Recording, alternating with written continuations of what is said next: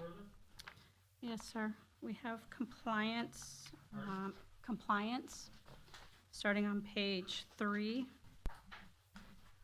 case number 8, SMG 02-23-43, 200 Francis Parkman Place, compliance February 8th, 2023. Page number 5, case number 13, SMG 02-23-49, compliance 2 of 23. Case number 16, SMG 02-23-42, Garden Street parcel, compliance 2/2/23. Page number 6, case number 20, SMG 02-23-56, North Halifax Avenue parcel, compliance 2/13/23.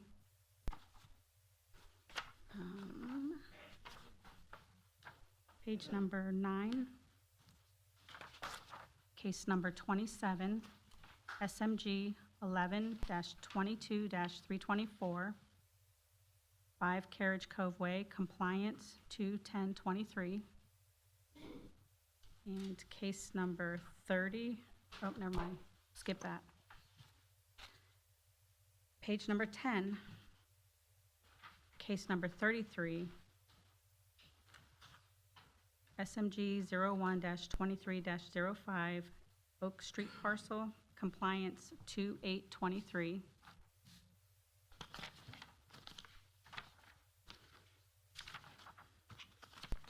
And that would be it. Will all those representatives from the city of Daytona Beach will be testifying this morning proceedings in this state this morning? Do you swear or affirm the testimony you're about to provide is the truth, the whole truth, nothing but the truth? Thank you.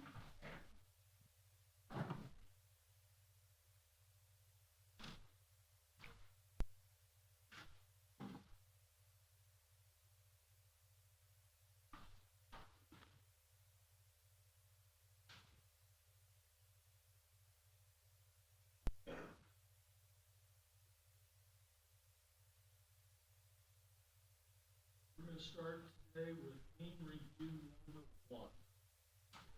Whoever's here for the respondent, board.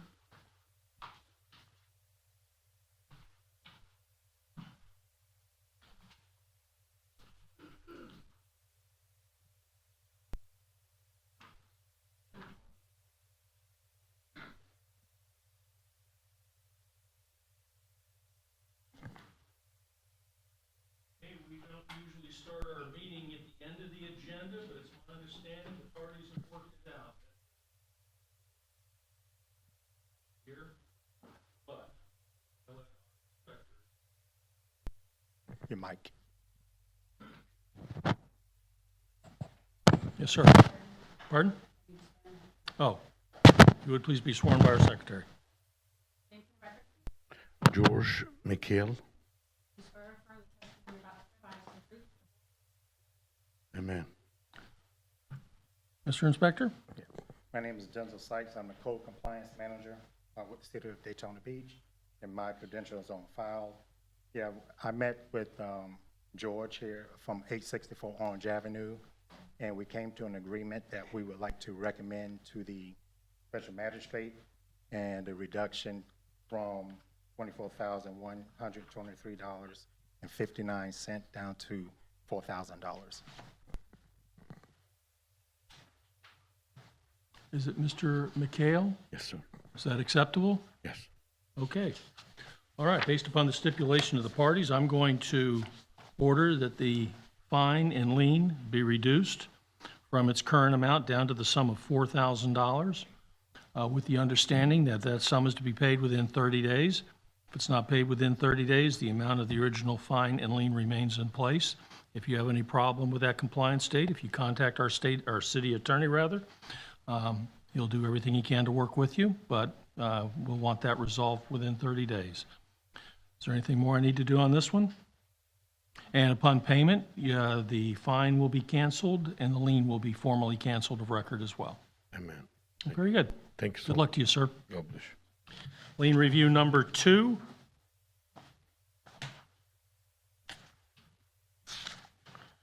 Harvey Finley, U.S. Repossessed Trust, 919 Kingston Avenue.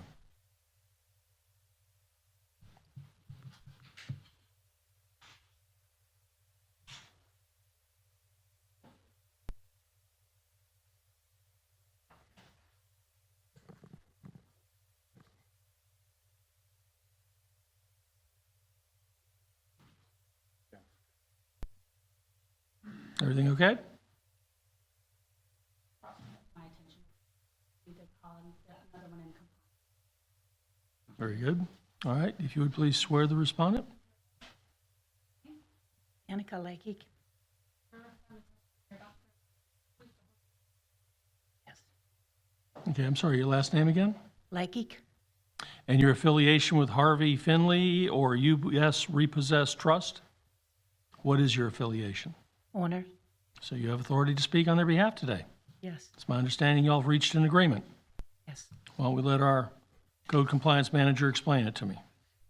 Again, my name is Denzel Sykes with the State of Daytona Beach Code Compliance, and we've met with Harvey Finley, 919 Kingston, and in lieu of the $9,470.54, we're asking to a reduction of $1,500.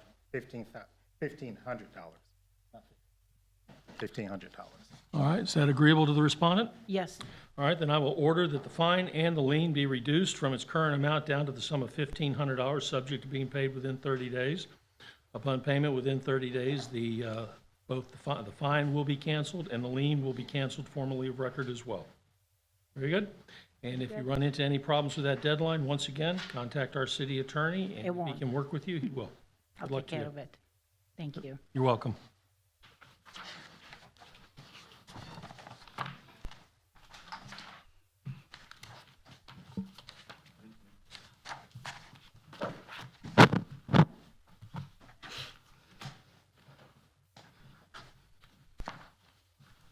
Case number 21, Brian and Barbara Grant.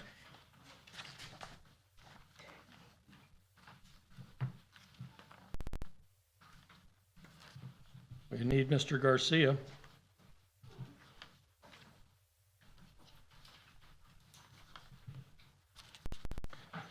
Forgive me for hopping around. We're just trying to get as many folks in and out of here as fast as we can.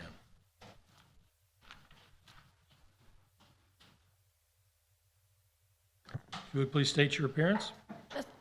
Jessica Gallo, Cobb Cole Law Firm, 149 South Ridgewood Avenue, Daytona Beach, Florida. And you're here on behalf of the respondent. I'm here on behalf of the new property owner, not the one listed in the, Who's the new property owner? that is FBH Community, Inc.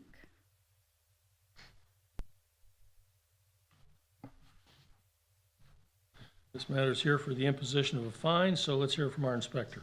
Well, Inspector Garcia's credentials are filed with the city.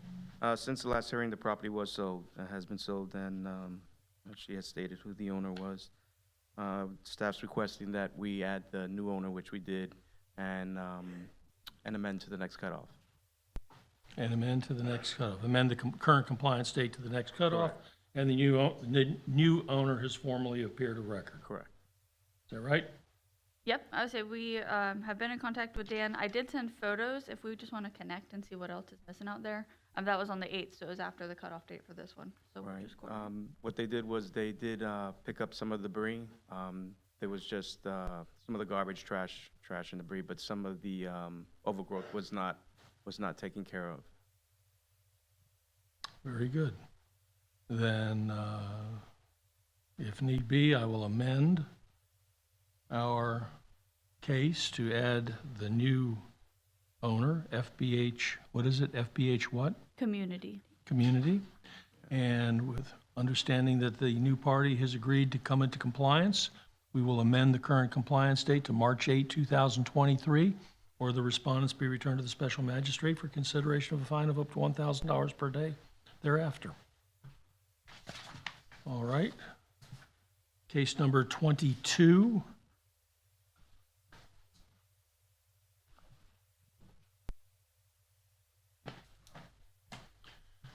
Barbara Grant again. And again, we're here for the imposition of a fine. Again, Ms. Gao has made her appearance on behalf of the respondent. What say the city? It's the same exact situation. It's adjacent, the property's adjacent to the other lot. And you're proposing we extend the compliance date to the next cutoff? Yes, sir. And the new owner has formally appeared in this proceeding? Yes, sir. And Ms. Gao's nodding her head in approval, so I assume that means we're all in agreement. Yes. So that, once again, I will adopt the stipulation of the parties. It's my understanding FBH has formally appeared of record. And with that, we will amend our current order of noncompliance to allow the respondent until March 8, 2023 to come into compliance or be returned to the special magistrate for consideration of a fine of up to $1,000 per day thereafter. Case number 39.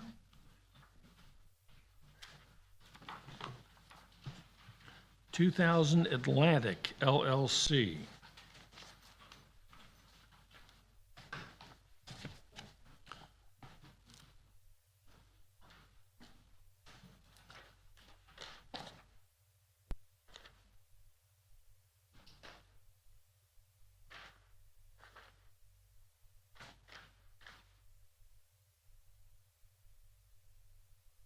All right, so since the last hearing, we've had communication and progress. They've submitted a permit and are awaiting comments from the city. I would like to amend to the April cutoff to allow the work to start and take place. You would like to allow to the April cutoff to allow work to start and take place. Okay, so do we have a compliance date in mind, or is this an interim thing where we're just trying to get started first? Unfortunately, it's going to be another interim thing because I can't set the final compliance date until, of course, they get approval of the permit in case something did happen. Understood. So what is it we're expecting to have done by the April 5th cutoff? I'm expecting that the permit will be approved and work will actually start because they said they plan to be able to finish within 6 months, and that was about midway through last month. Okay. All right. Once again, Ms. Gao has formally And we have people by Zoom for this one. appeared of record, and we have people. So Ms. Gao, what say the respondent? Yeah, I will also defer to Zoom. I think they were requesting 90 days because they're not, it's not going to be done in 60 days. the What's work- not going to be done? The repair of the Well, seawall. I think your inspectors already acknowledged that. Right. And so I think I will, again, let them speak, Sure. but, I don't believe Yes, they were good. sworn. yeah. I'm sorry, so Scott Miller from 2000 Atlantic LLC. Raise your right hand. Do you swear or affirm the testimony you're about to provide is the truth, the whole truth, nothing but the truth? I do. Thank you. So the process that we're in right now, sir, is we've got the machinery on site. We are hopefully going to begin removing the debris and getting it off the beach as quickly as possible. We are not 100% sure what the permitting is going to look like, how long it's going to take to get the permit. Once we have permits in hand, the work itself will probably take about 90 days to fully complete to get that wall built. So I think for us, it's just a matter of how long does it take to get the permits. And once we have them, we can move pretty quickly. So we're actively in. We've submitted obviously for the debris removal. We have machinery on site, and we're going to work as quickly as possible. So I think in 60 days, we may or may not have a permit. I mean, if we can get 90, that would be great before we come back, but I'll defer to whatever works for you folks. All right, then here's what I'm going to do. I'm just going to continue this matter as it sits for another hearing on April 11, 2023. I am hopeful at that April meeting, you and/or your attorney are going to tell me you have permits in hand and work has started, as it has been suggested, may be the case. I understand all sorts of things in life are undecided at present. So, but hopefully you will have your permit in hand, hopefully you will have started construction, and hopefully by then you might even have a clearer eye as to when we can expect compliance. If we meet on April 11th and none of that's happened, then it's all going to be bad. So, but we're not going to talk about that right now because it sounds like y'all are pointed in the right direction, so we'll leave it at that.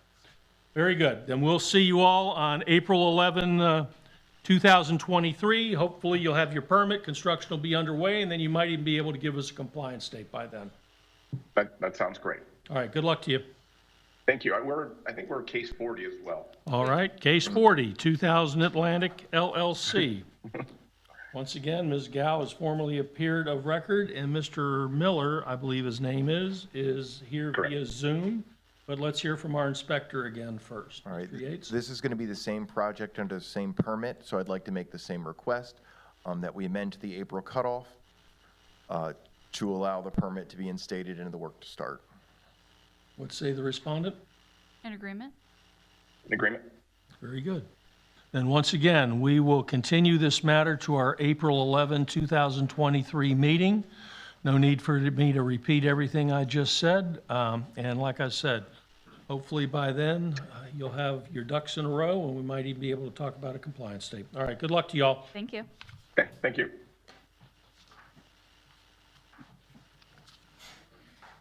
Case number 23.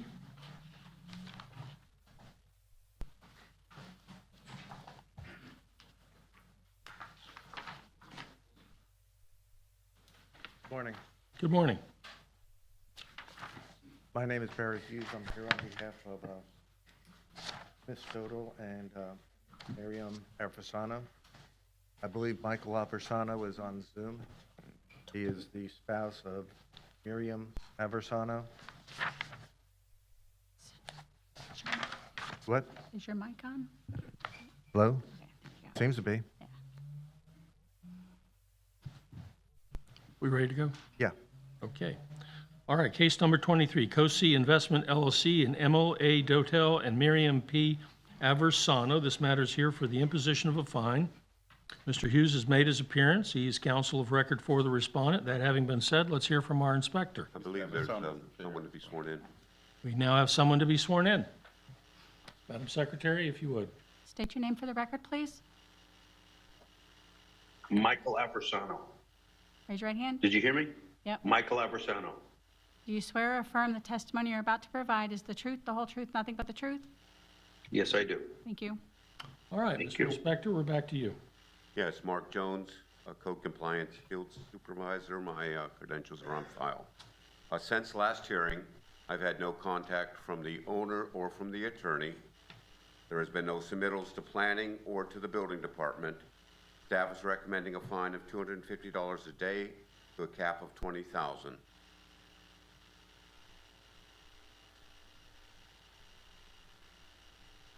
Let's say, Mr. Hughes, that doesn't sound good.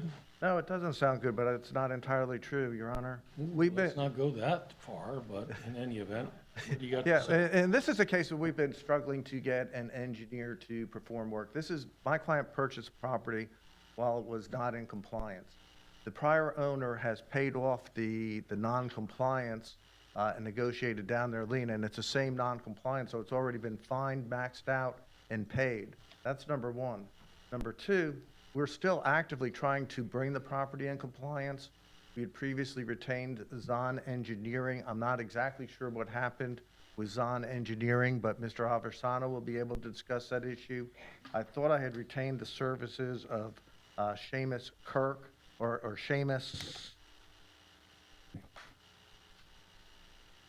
Schroeder of Newkirk Engineering. He subsequently contacted me and said he was too busy. We've contacted Upham Engineering. There was a Roger Strukla who indicated that he had sent or left voicemails with Mr. Fitzgerald, indicating that he was going to be doing the engineering work and that he's busy, but he will get there. I have an email confirming that. So it's not entirely true that we have not been in contact. We have a contractor who's been retained, as I understand it. Mr. Aversano will verify that, who once we get the permitting will do the work. We have a concrete company who will do the work. So we're trying to bring it in compliance, but it's already been fined to the max, capped out and paid on the same violation. This isn't a new violation from what was previously asserted against this property. But we are trying to, you know, our intent is to be good citizens of the city of Daytona Beach. The only issue is the parking area. Other than that, if you look at the photographs that were taken on January 5th, 2023, property looks good.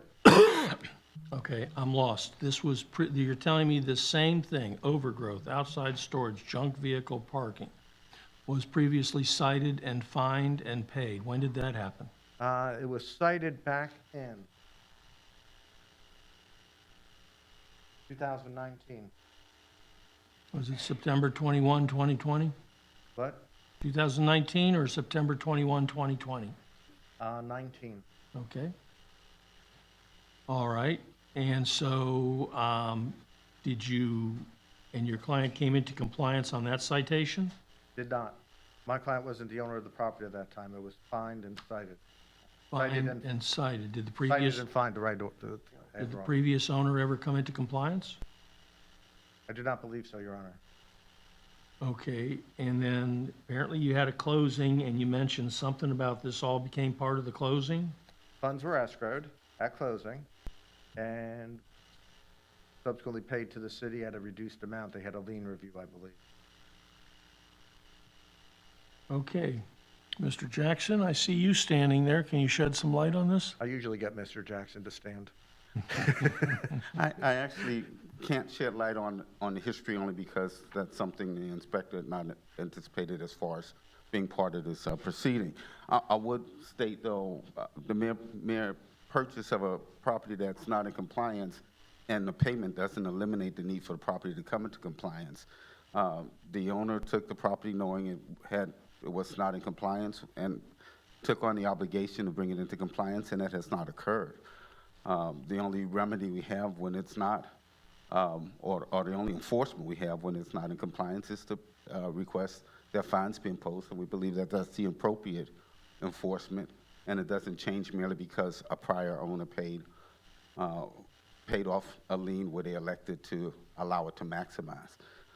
That doesn't eliminate the obligation. So as far as we know and would be concerned, and I believe the law would support, is that they are obligated to come into compliance, and the consequence of noncompliance is a request for a fine to be imposed. So that's our position, that either they bring it into compliance or be subject to fines. They have not brought it into compliance up to this point, and whatever they're trying to work out, that's wonderful. We'd love to see it happen, but at this point it has not. And Your Honor, can I shed some light on that, on what Mr. Jackson said? My client was not aware that the property was not in compliance. He was aware that the lien was in existence, and that's what was escrowed.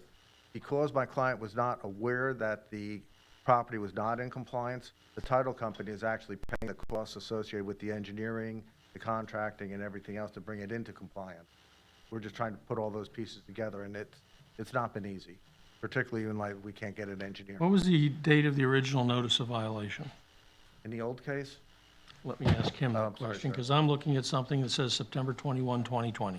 That is correct. That's when the new owners were notified, when the Coastal Investments and the Miriam were notified of the violation. COSA is a prior owner. Okay, but they're telling me your client was notified in September of 2020 that there was still an outstanding violation. Correct, and then we've been working with the title company to get them to cover it and determine who's responsible. And Okay, well, we're now 2.5 years down the road. can I have my, can I ask my client a question real quick? Absolutely. Mr. Aversano, when did you take title to the property, or when did your wife take title to the property? September 2021. They were added on as defendants, or after they took title. And I just wanted to be clear on the date. He would be able to say that quicker than I would. Okay, all right. Now, let me go back over here for a second. So, the new owner buys this property. It's not in compliance. There's a fine, there's a lien. They negotiate with the city to pay that off, and it's paid off. And we're assuming those facts. I don't have anything to support them. Was that paid off incident to or following a lien review? I have no, I'm sorry. Yes, it was, and I wasn't part of, I'm sorry. Go on. Yeah, I wasn't part of that discussion. That occurred between the attorney for Kasi Investments and I believe Mr. Riggio was probably the special magistrate, and even though the property was not in compliance, they reduced the fine, which, Well, the thing that troubles me is if it came before the special magistrate, and Mr. Riggio fills in for me now and then, but if it came before the special magistrate for a lien review, no lien review should have even been taken into consideration unless the property was in compliance. So if there was a lien review, and then if there was an agreement, I'm going to presume, as far as the city is concerned, that this property was brought into compliance. Now, that's a lot of assumptions on my part, so by all means, straighten out whatever you want to straighten out. I'm sorry, go ahead. Yeah, I did get a reminder note from the board secretary. This is the case where, you may recall, where I had concern about us allowing someone to get a lien reduction while the case was not in compliance. And this is the one where you quoted as telling me, "Don't let you do it again." If you I said remember that? Yes, you did. Very sagely of me, wasn't it? Because we expressed that concern that it was not in compliance, but to allow this sale to go through, we accepted, and you accepted the lien reduction request, and it was granted. I'm sorry. Okay, enough history. The How quickly can your client come into compliance? Mr. Roberts? Let's get down to brass tacks here. That's what we're here for. Mr. Aversano, Yes, sir. when do you think we'll be able to get an engineer hired on this and moving forward? God willing, by the end of the month. Once we get the engineer, we will have all our fees in place. We can submit it to the title company for payment. Once they pay us, we can start on all the work. Okay, well, let me tell you what I'm gonna do, because it doesn't Yes, sir. necessarily dovetail into that. And if you guys in the title company are gonna be duking it out, we're not gonna stand on the sideline waiting for the outcome of that. I'm going to, okay, I want this property brought into compliance. It sounds like it was already found in non-compliance, a fine was imposed, a lien was imposed. The lien was satisfied under circumstances that, in hindsight, perhaps we shouldn't have done it. But in any event, it's done. Now, I want this property in compliance, so here's what I'm going to do. Yes, sir.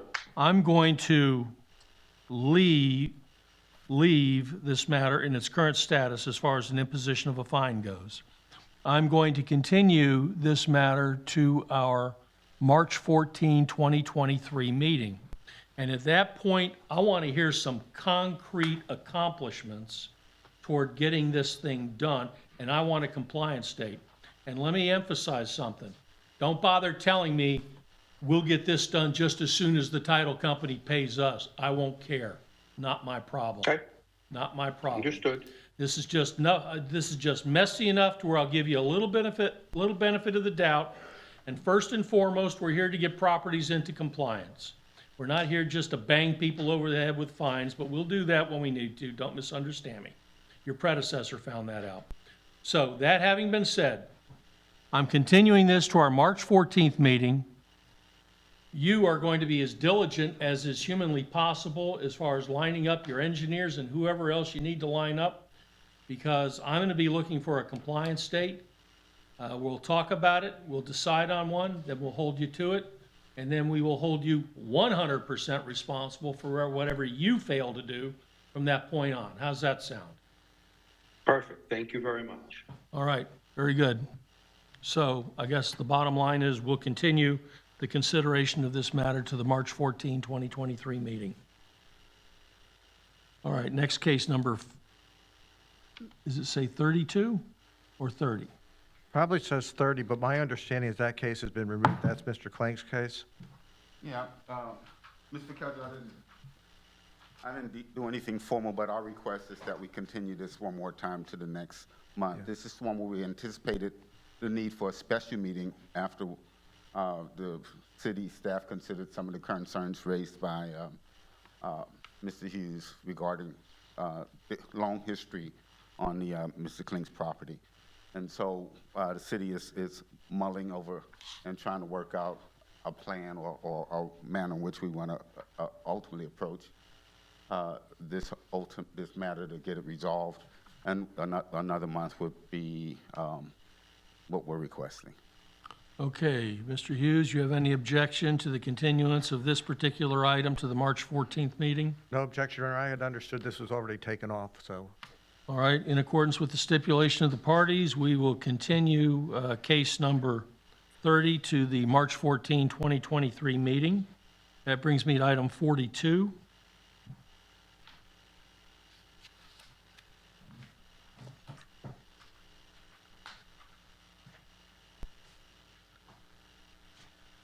Arbin Properties Company, LLC. Once again, Mr. Hughes is appearing on behalf of the respondent.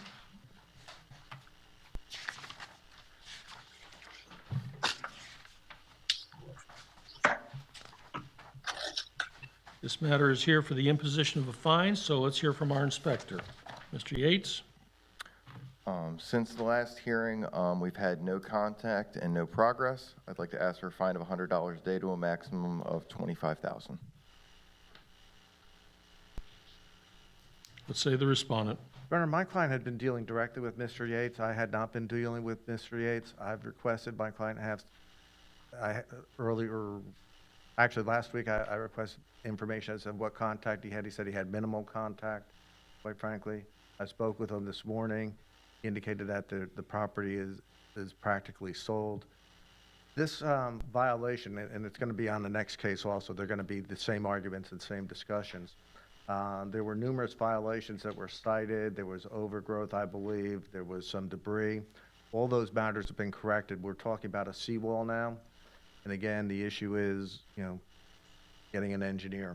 And we've not been successful. My client was doing that directly. I was not involved in that process.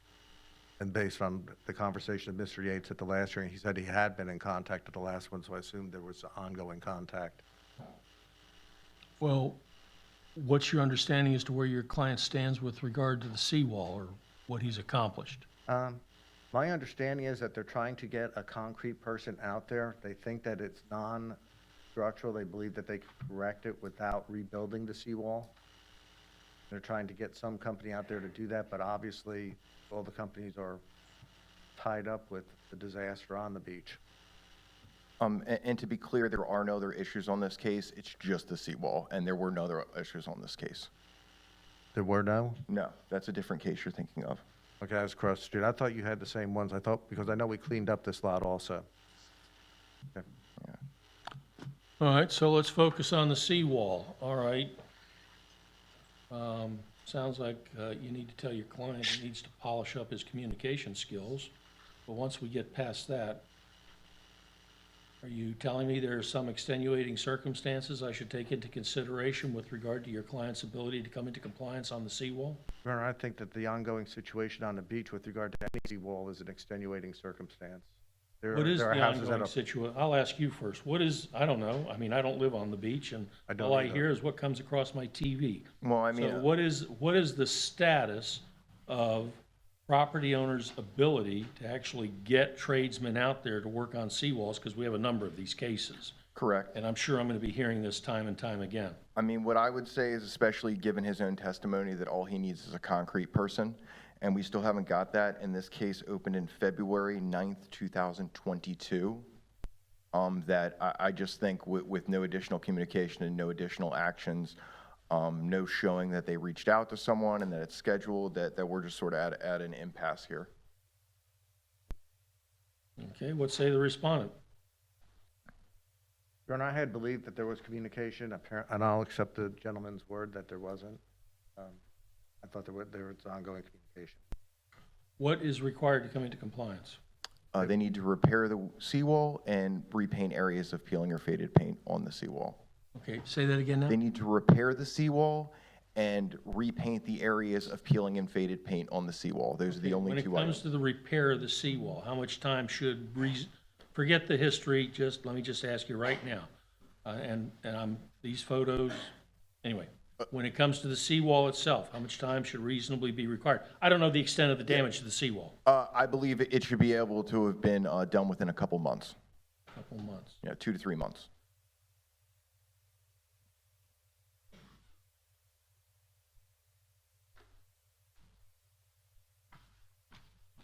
And when was he first cited for this? February 9th, 2022. And the first First hearing on the, notified February 18th, 2022.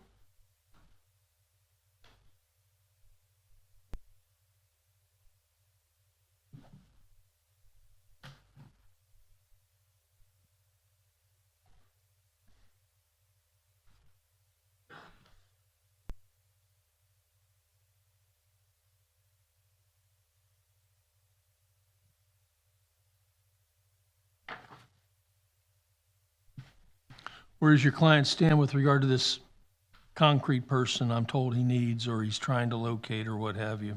I do not believe he's entered into a contract with the person yet, Your Honor.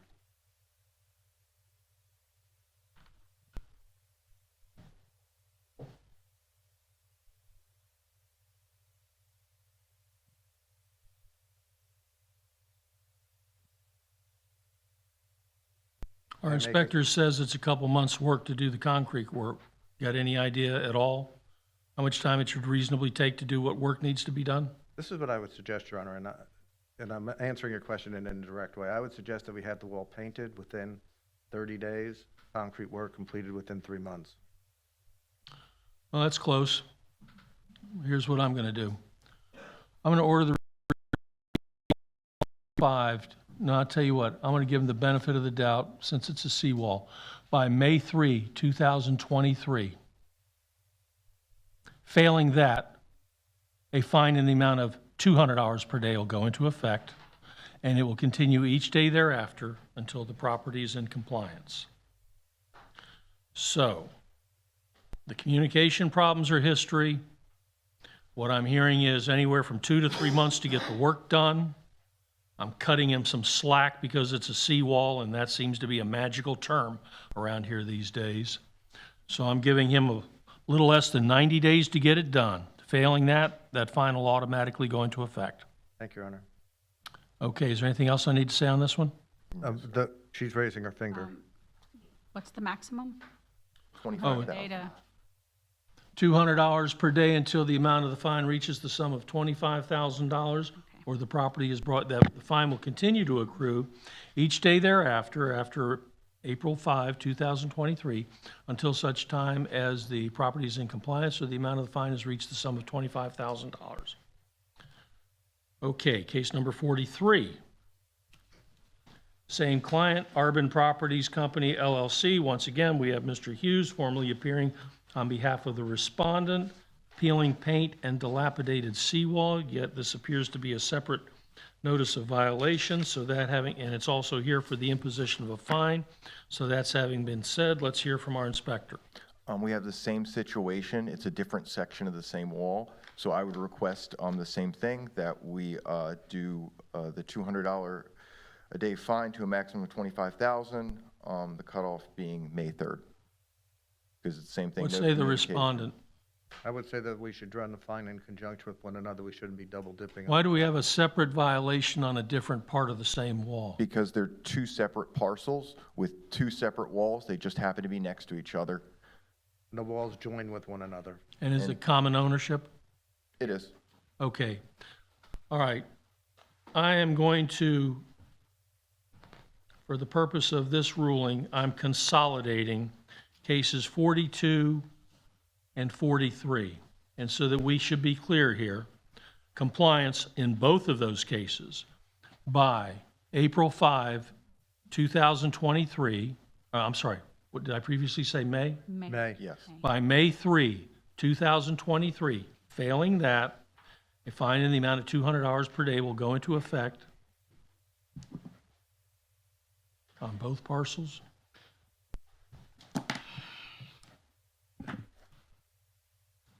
That sounds problematic. How so?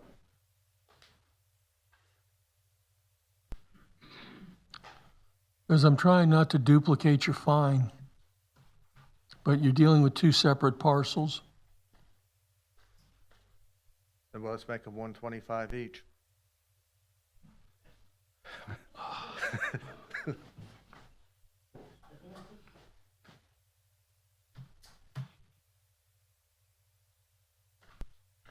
Well, you know, if you're looking for incentive, then let's come up with some incentive.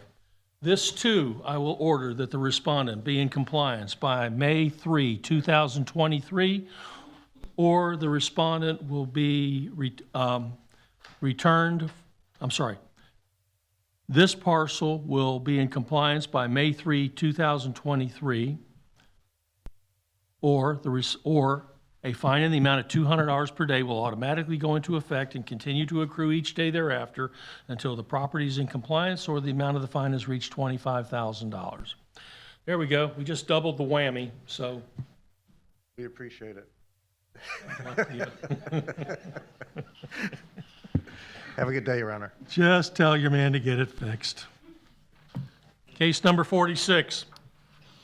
Mr. Vacalcha, I just want to let you know, Mr. Aversano also had 2 cases. He was the one on Zoom. I don't know if you wanted to make him wait. What's the other case? Case number 31. Pardon? 31. Okay, if you'll just stand by for 1 second. All right, I'll go to case, Mr. Aversano, we're now going to case number 31. Yes, sir.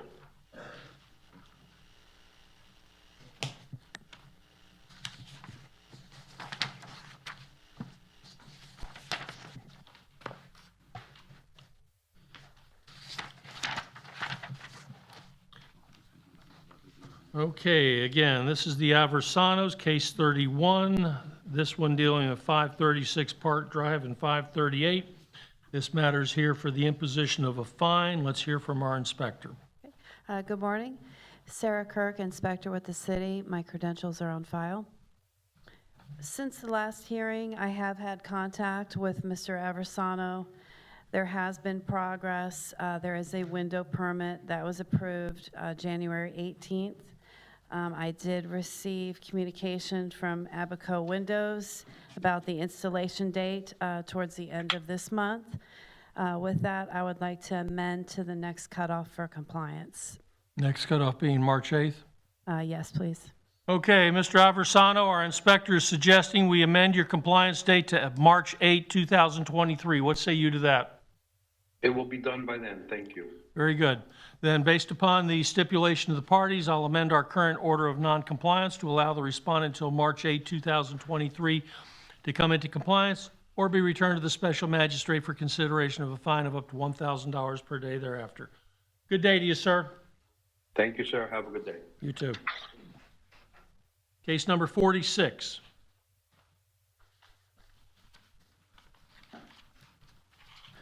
Good morning. For the record, my name is Corey Brown with Storch Law Firm, 420 South Nova Road, Daytona Beach.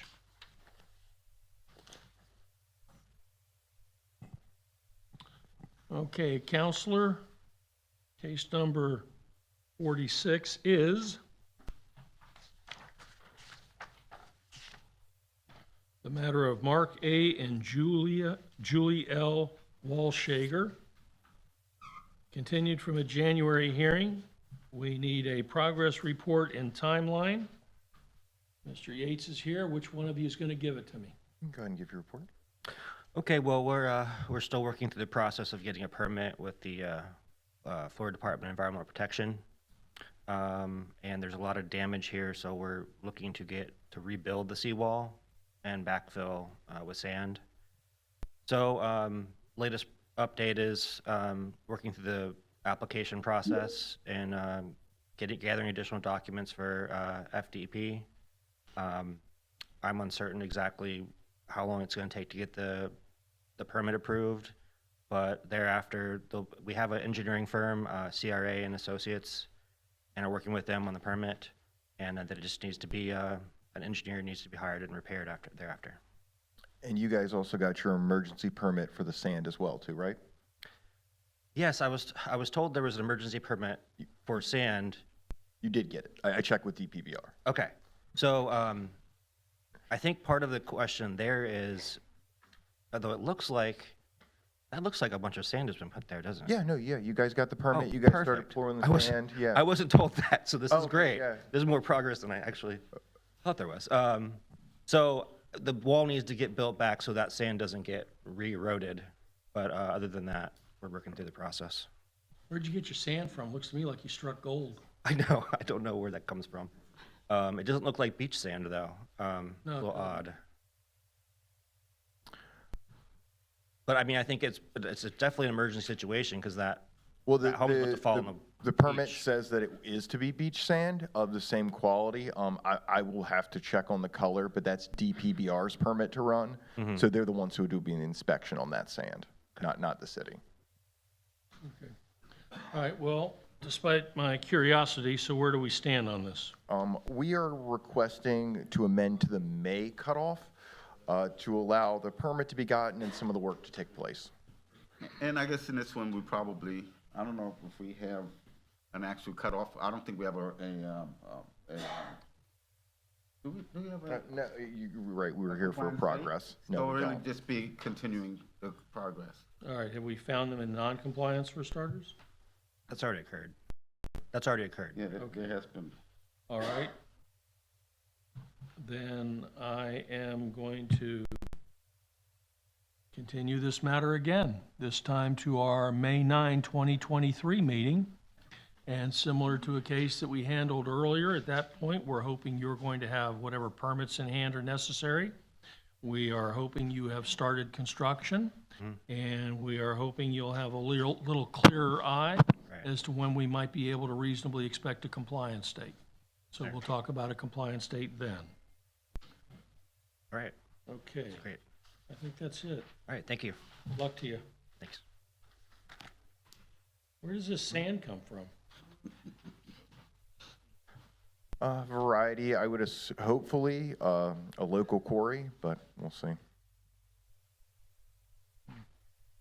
Okay. All right, that was case 46. Now, case 45, which I believe is a Zoom hearing or a Zoom appearance. Daytona Beach Resort LLC.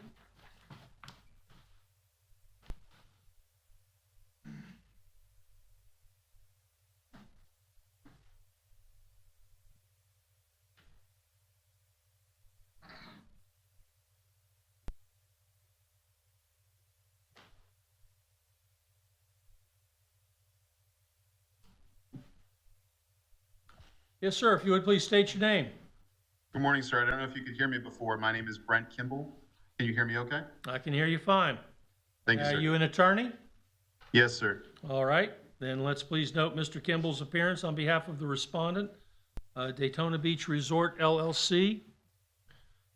This matter has been continued from a January hearing. We're supposed to have a progress report and to determine a compliance date. So what progress do you have to report?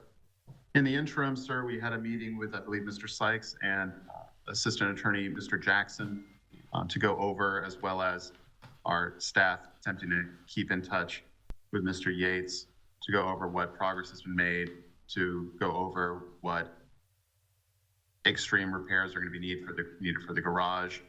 I don't know if Mr. Sykes or Mr. Jackson are there to confirm our discussions. We They're all talked here. about a progress. Oh, I'm sorry. They're all here. Okay, very good then. We talked about providing progress reports and staying in communication, sharing permits when they were obtained, sharing progress reports and new photographs that were obtained with both Mr. Yates and potentially Mr. Jackson's offices if necessary, and then having another meeting such as this, and I believe we had said April. Okay, and what is supposed to happen in April? By April, we're supposed to make significant progress. I believe we had discussed 3 components with Mr. Sykes and Mr. Jackson. There's the garage, there's the balcony repairs, and there's damage due to the storms. The garage is going to take extensive work, so we would hope that we would have our boots on the ground then. The less intrusive, extreme repairs, we'd also hope to have progress and be able to share those with the office. Okay, well, the one thing I have heard that instantly alarms me is balcony repairs. What are we talking about with regard to balcony repairs? Currently, right now, they have temporary supports. I believe it's on the 5th and 6th supporting a balcony because it looks like they need to do a column repair on there, but they do have the temporary supports in place. But of course, I'm not a structural engineer. I can't actually, say the exact repair that needs to be done. Do these things constitute any kind of kind of hazard? My understanding is at current, they are stable. However, I was not party to the meeting.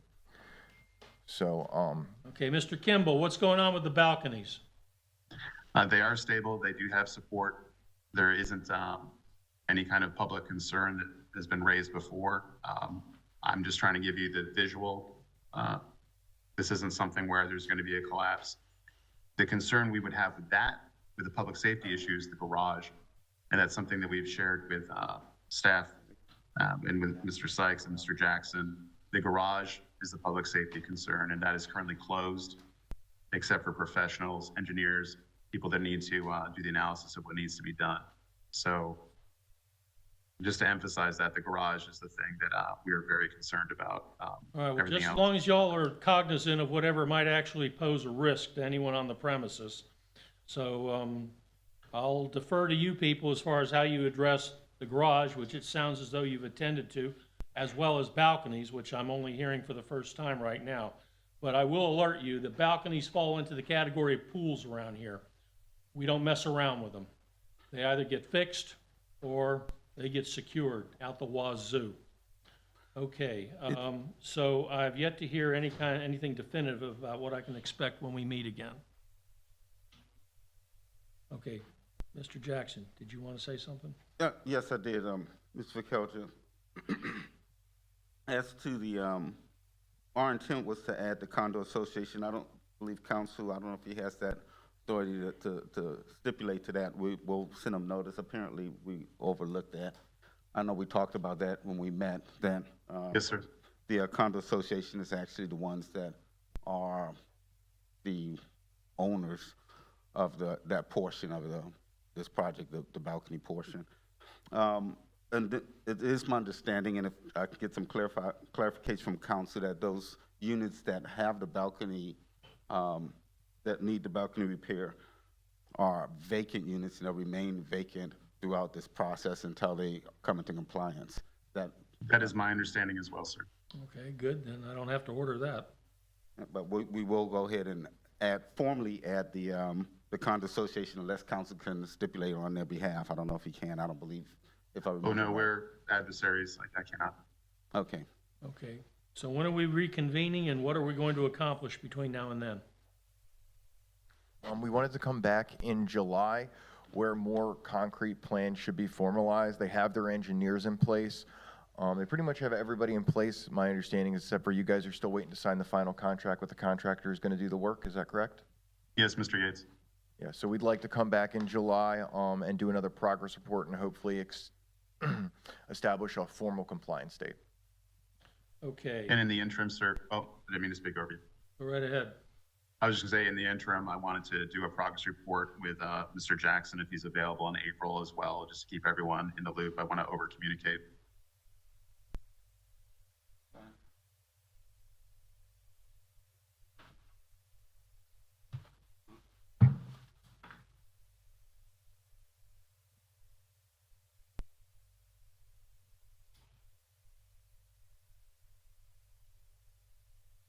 Okay, well, I am inclined to order that the garage remain closed As it is, yes. until whatever repairs are necessary to make it safe have been completed. And that goes for whatever units are affected by these balconies as well. So we'll talk about July 11th. So let me try to take a stab at this. All right, we will continue this matter to our July 11, 2023 meeting. In the interim, the garage is to remain closed, and any units affected by the need for balcony repairs are to remain closed. If repairs are made and those are able to go back online before July 11, 23, then we will figure out some mechanism for you to get together with the city and resolve it between yourselves. If you need me, then I'll make myself available. My point is, as you get these things fixed and they're habitable, you know, I'm not gonna hold you up from getting them back online and utilizing them. I'm just trying to figure out how to do it. But in the meantime, until those balconies are repaired, until the garage is repaired, they're to remain closed and unoccupied.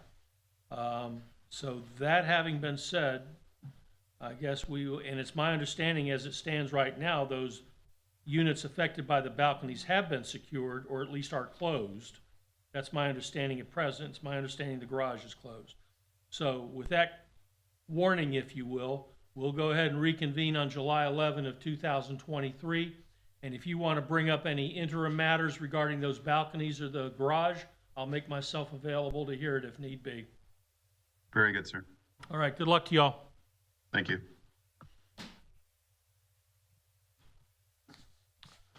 Okay.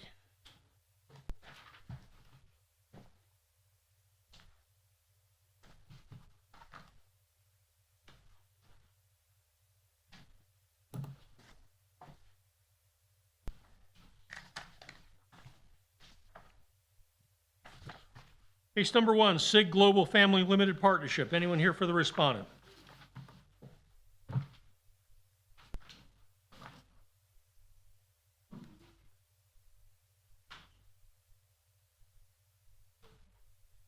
Okay, not seeing a respondent, what say the city? Morning, sir. Inspector Jean-Baptiste. This was a field observation that started on March 11th, 2022 with the following violations.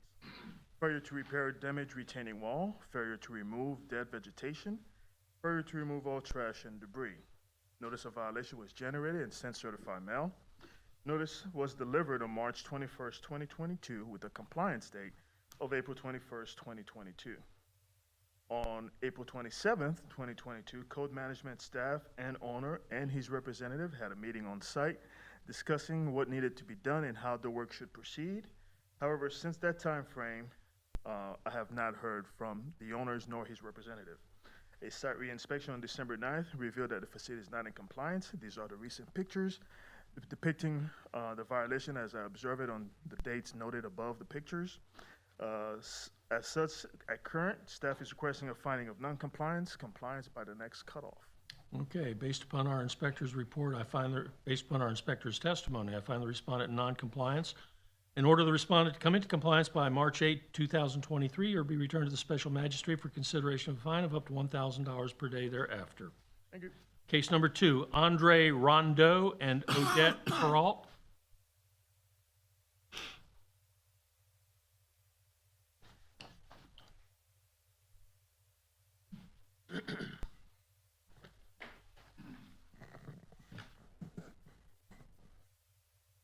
State your name. Yes, sir. If you would state your name and be sworn. Do you swear or affirm the testimony you're about to provide is the truth, the whole truth, nothing but the truth? Yes. Thank you. Yes, sir. Your name? Austin Shields. Austin Shields. Yeah. Mr. power of Shields, attorney what's your over affiliation with these respondents? Andre. I have power of attorney over Andre for his properties and stuff. Okay. He couldn't make it in today. Do you agree this violation existed or occurred as stated in the notice of violation? Yes, I looked it over. Then I find the respondent in non-compliance. Mr. Inspector, how much time should reasonably be required for the respondent to come into compliance? By the next cutoff. The inspector says the respondents ought to be able to take care of this by March 8, 2023. What say you to that? Yep, we're good with that. All right, based upon the stipulation of the parties, I'll go ahead and order the respondent to come into compliance by March 8, 2023, or be returned to the special magistrate for consideration of a fine of up to $1,000 per day thereafter. Did I find him in noncompliance? Yes. Very good. All right, good luck to you. Thank you. You're welcome. Case number 3, Jonathan I. and Debbie C. Rothstein.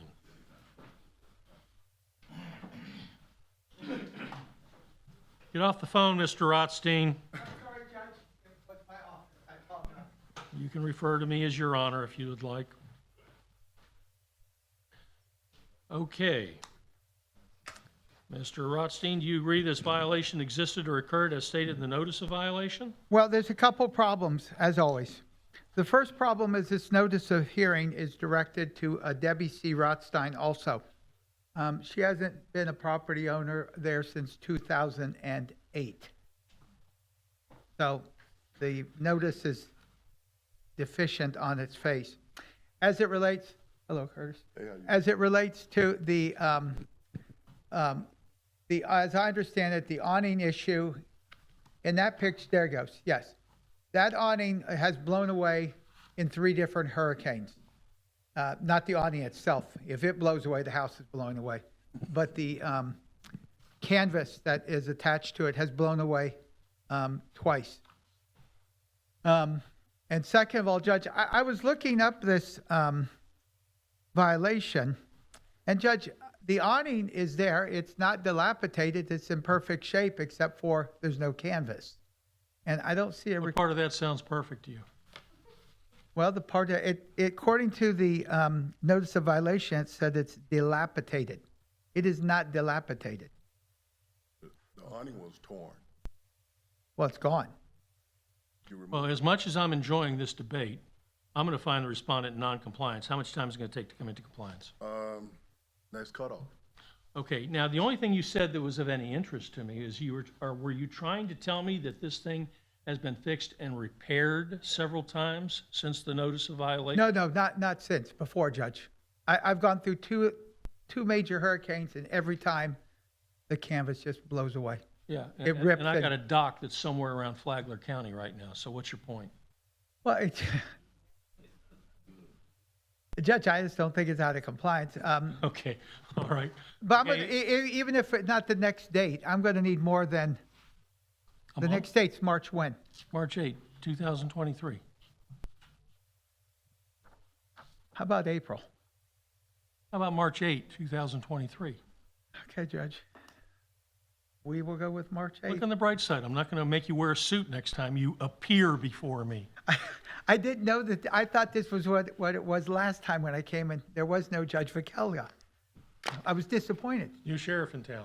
All right, I'm going to Okay. go ahead and order the respondent to come into compliance by March 8, 2023, or be returned to the special magistrate for consideration of fine of up to $1,000 per day thereafter. Good to see you. Good to see you, Judge. Case number 4, Indigo Lakes Golf Club, LP.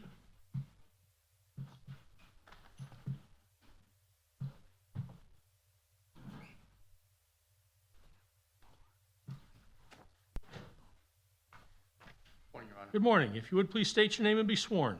Yes. Edward Peterson. We'll wait for the rest of them to come up.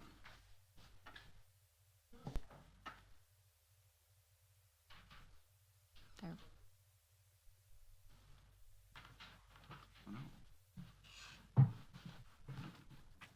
Okay, do we have others that are going to want to be heard on this matter? All right, ladies, if you would please, state your names to the secretary. Carol Raymond, homeowner at Indigo Unit 8. And is this young lady going to be speaking as well? Go ahead by the microphone. Ellen Bellis, homeowner, 272 Brayburn Circle, Indigo Lakes. Very good. Raise your right hand. Do you swear or affirm the testimony you're about to provide is the truth, the whole truth, nothing but the truth? Thank you. Okay, the notice of violation I have is overgrown culverts and drainage. Mr. Peterson, your affiliation with the respondent? Yes, I represent Indigo Lakes, sir. Very good. Do you agree this violation existed or occurred as stated in the notice of violation? Yes, sir. All right. I'm getting ready to find the respondent in noncompliance. Do you have some objection to that? Ladies? You have a right to be heard here. I'm getting ready to find Indigo Lakes in noncompliance due to overgrown culverts and drainage. Do you have any objection to that? Absolutely not. All right, then I find the We have some very good pictures that identify the fact that this property that is not in compliance belongs to Indigo Lakes and not the homeowners. Okay, well, let's get into that nice. Yes, sir. Yes, Your Honor. The reason that is, I have a survey here that Okay, stipulates. just the- stop, Okay. stop. I find the respondent in noncompliance. Now, we're going to get into this thicket in just a moment. All right, Mr. Butler, how much time should reasonably be required, keeping in mind what you're here for, how much time should reasonably be required for the respondent to come into compliance? Your Honor, find a non-compliance, compliance next cutoff for the next month cutoff. So you think whatever they've been cited for, they ought to be able to fix by March 8th? Yes, sir. Yes, sir. Okay, now, all right, Mr. Peterson, what do you want to say? Yes, thank you, sir. And let's try to focus, if you will, on the fact that it's been suggested you ought to be able to come into compliance by March 8th. Yes, sir. What say you to that? Absolutely. The property that they are calling that is not in compliance is not part of our property. There is a survey that stipulates that the homeowners are responsible for that. There are borderlines of it, and all these property is owned by the homeowner, sir, not Indigo Lakes. And I have the surveys here to back that up, sir, as Exhibit A. Well, first off, you should have brought that up when we were talking about compliance or non-compliance, but I'm not going to hold that against you. So you're telling me that the property that your entity has been cited for doesn't belong to them? It doesn't belong to us, sir. Right? Yes. That's what you're telling me? Yes, sir. Okay. The city want to be heard on that? I would like to speak on that. We also have. Hang on one second. Hang Okay. on one second. Let me just get some of the players out of the way here. Does the city want to be heard on whether or not the property that the city's claiming needs to be brought into compliance is this person's responsibility?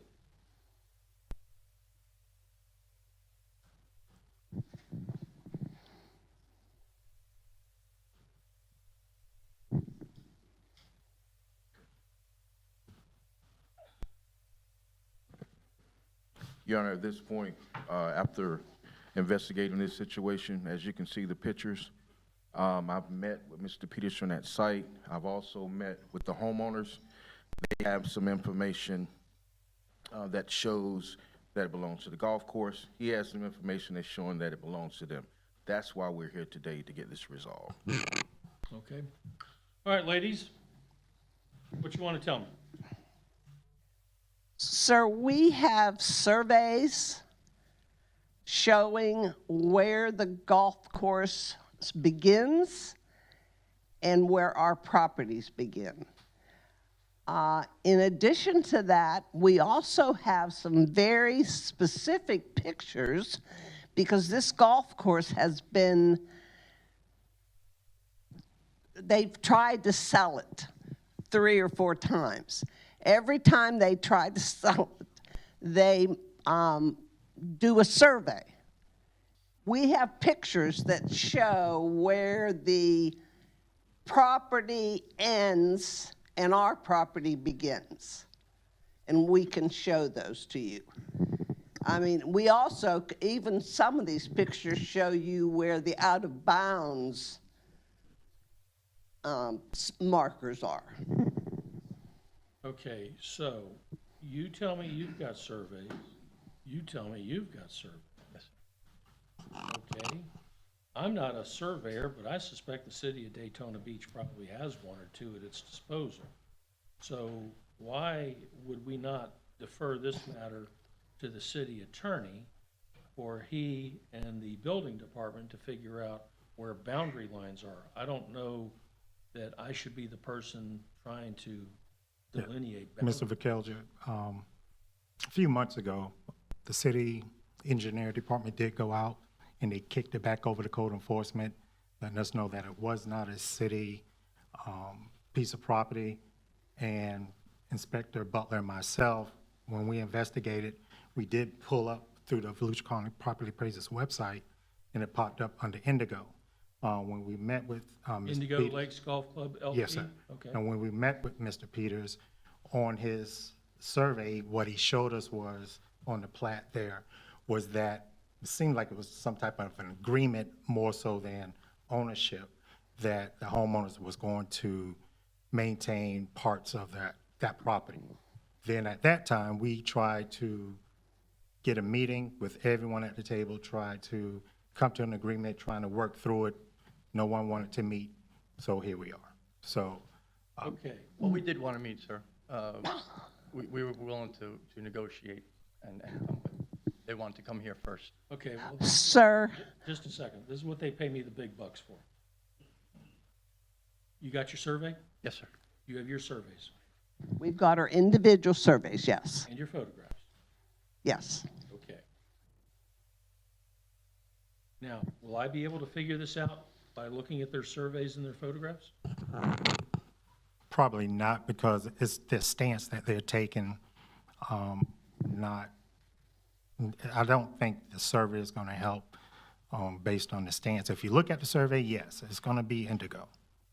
Well, this survey will show that the culverts and everything it's written on the minutes. It has the exact wording of who's responsible for it and where the culverts lie, and it's in each individual's lot.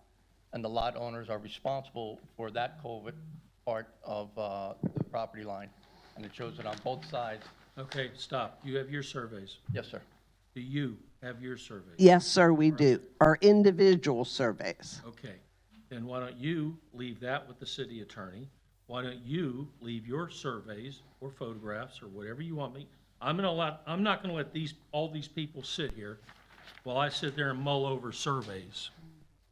So, what I would propose doing is, you leave your survey with the city attorney, you leave everything you want me to look at with your city attorney, because it sounds to me like no matter how much talking I hear, I'll make my decision on the basis of these documents that you have, more so than the two of you trying to explain it to me. Okay. So, I guess what I would propose is you leave those documents with the city attorney, and I will make a point, probably next week sometime, to come down and look at them, and then we will issue an order. Okay. We will issue an order that may find that Indigo Lakes Golf Club LP is actually not in noncompliance because it's not their property. Thank you. Or we may issue an order that says it is your responsibility and this is how much time you'll have to come into compliance. And, Mr. Inspector, did you give me an opinion regarding how much time it would take to come into compliance? Next cutoff, sir. Okay, let's just speak hypothetically. Let's assume I'm ordering your client to come into compliance. How much time would reasonably be required for you to do so? That would be acceptable, sir. Okay? All right, and what I'll do is, let's take it one step at a time. I'll make the threshold determination regarding liability. And then if I determine that you will be responsible for this, then we'll have another meeting, at which point, we'll schedule you for the next meeting, at which point you can then be heard on how much time it should take to come into compliance. Thank you, Your Honor. Okay? Does that sound feasible to everybody? Yes, sir. Could I ask one question? Yes, ma'am. Would this not be in the public records? I would certainly think so. I would think that, I'm not a real estate expert, but I would think that there are plats out there. I would think that there are deeds out there. I would think there are deed restrictions, easements, all of that should be of record. Does your survey depict the problem areas that we're talking? Absolutely, sir. And do your surveys depict the problem areas? Individual problem areas. Okay. Yes. That's fine. All right, I That's just wanna- correct. all right. We also have pictures You can leave them here if you. that are probably even more, and what we were told originally was that Mr. Peterson wanted to meet with us, but Mr. Butler could never get in touch with him. We were willing to meet with him, Okay. and we were never able to get together. Well, all that aside, all right, I understand. Okay. And I'll take a look at your paperwork and I'll make a decision. Okay, very good. Thank you. Good luck to the two of you. If you'll leave those things with the city attorney, I'll get together with him sometime next week and I'll be looking those things over down here at City Hall. Thank you, Your Honor. So we are,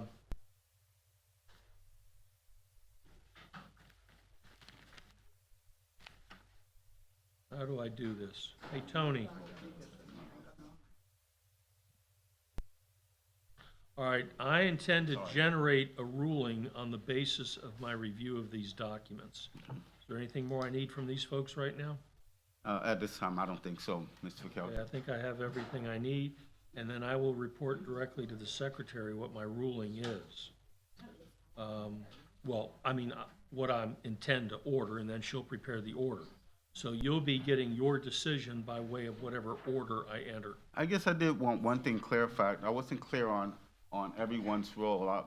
Mr. Peterson described himself as representing Indigo Lakes, sir. Indigo Lakes. Yeah. Representing in what capacity? I am the general manager. Okay, all right, thank you. You're welcome. And y'all are private homeowners? Okay, all right, thank you. Very good. Thank you, Your Honor. You're welcome, and good luck to the two of you. Thank Good luck to all of you. Thank you. Case number 5, SPT WA Wedgwood LLC. Anyone here for the respondent?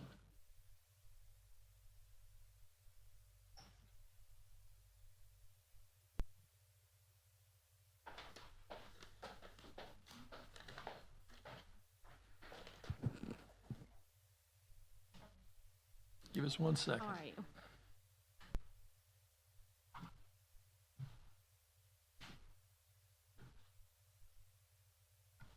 All right, if you would please state your name and be sworn by our secretary. Cassidy Duran. Raise your right hand. Do you swear or affirm the testimony you're about to provide is the truth, the whole truth, nothing but the truth? I do. Thank you. And your affiliation with SPT? I'm the property director there. Very good. Do you agree this violation existed as stated in the notice of violation? Yes. All right, then I find the respondent to be in noncompliance. Mr. Inspector, how much time should reasonably be required for the respondent to come into compliance? Compliance next cutoff, sir. Our inspector seems to think you all ought to be able to take care of this by March 8th of 2023. What say you to that? It will. Then I will order the respondent to come into compliance by March 8, 2023, or be returned to the special magistrate for consideration of a fine of up to $1,000 per day thereafter. Very good. Good luck to you.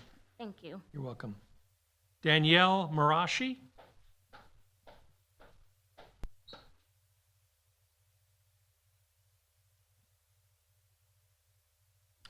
Not seeing a respondent. What say the city?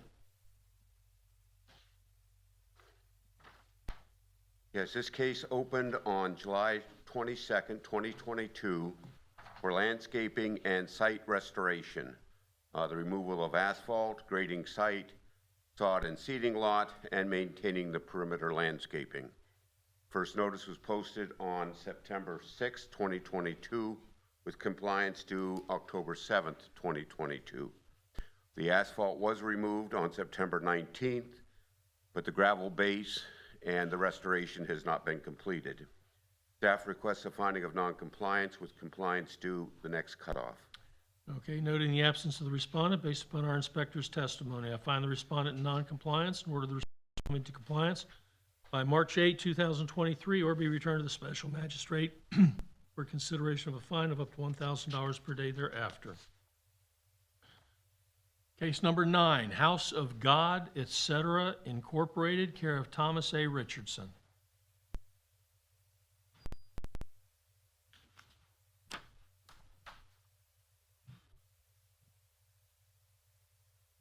Pardon? That was number 7 that we just did, and number 8 is in compliance. I'm sorry.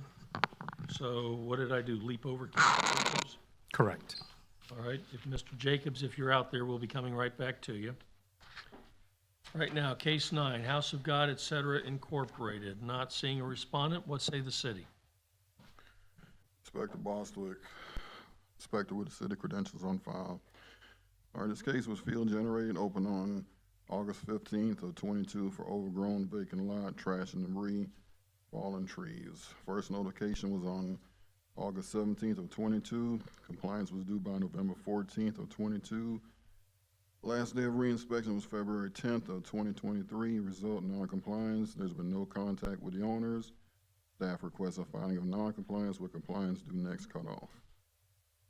All right, noting the absence of the respondent, based upon our inspector's testimony, I find the respondent in non-compliance and order the respondent to come into compliance by March 8, 2023, or be returned to the special magistrate for consideration of a fine of up to $1,000 per day thereafter.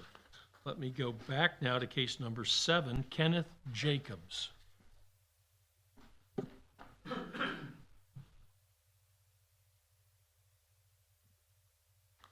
Okay, not seeing the respondent, what say the city? This case was opened August 23rd, 2022, and was a police action. The notice of violation was issued for refrigerator being stored outside, unpermitted shed, RV and trailers on a vacant lot, trash and debris. They were first notified September 6, 2022, and compliance was due October 6, 2022. Our last inspection was February 10th, 2022. I've had minimal contact with the owner, and the issues remain. I'd like to ask for a finding of non-compliance with compliance due by the next cutoff. And your last inspection was in 23? Was February 10th, 2023. Are these photographs current? Please tell me they're not. February 10th, yes, sir. Okay. All right, noting the absence of the respondent, based upon our inspector's testimony, I find the respondent in noncompliance and order the respondent to come into compliance by March 8, 2023, or be returned to the special magistrate for consideration of a fine of up to $1,000 per day thereafter. Case 10, Seaview Surf Club, LLC.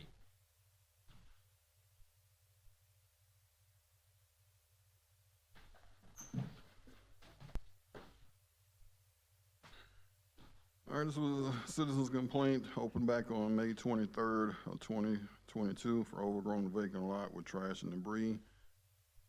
First notification was on December 14th of 22. Compliance was due by December 30th of 22.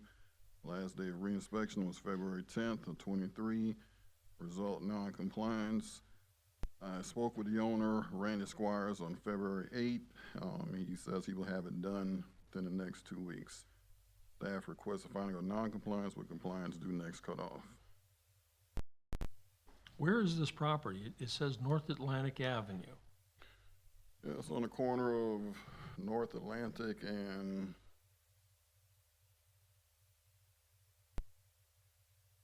right there on the corner. It's also a police issue. It has some homeless people. Lamp, you remember the street? Who?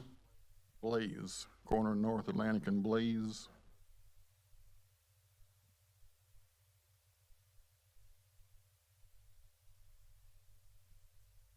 Officer Lamp is checking.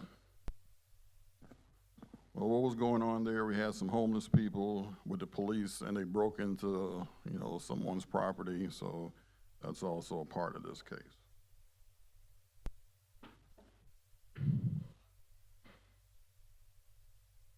I just can't place this lot, and I'm pretty familiar with North Atlantic. I don't remember anything that hideous looking. Well, it's there, sir. Pardon? It's there. Huh. All right, in any event, noting the absence of the respondent based upon our inspector's testimony and the photographs, I find the respondent in noncompliance and order the respondent to come into compliance by March 8, 2023, or be returned to the special magistrate for consideration of a fine of up to $1,000 per day thereafter. Case number 11, Cooper Maisie, care of Shirley Cooper Broxton. All right, this was a complaint. Whoa, we got lots of folks.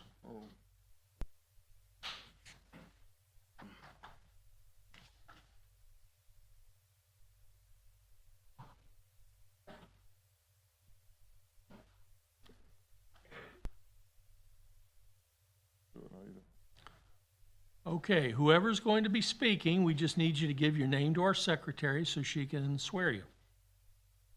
Bridget Williams.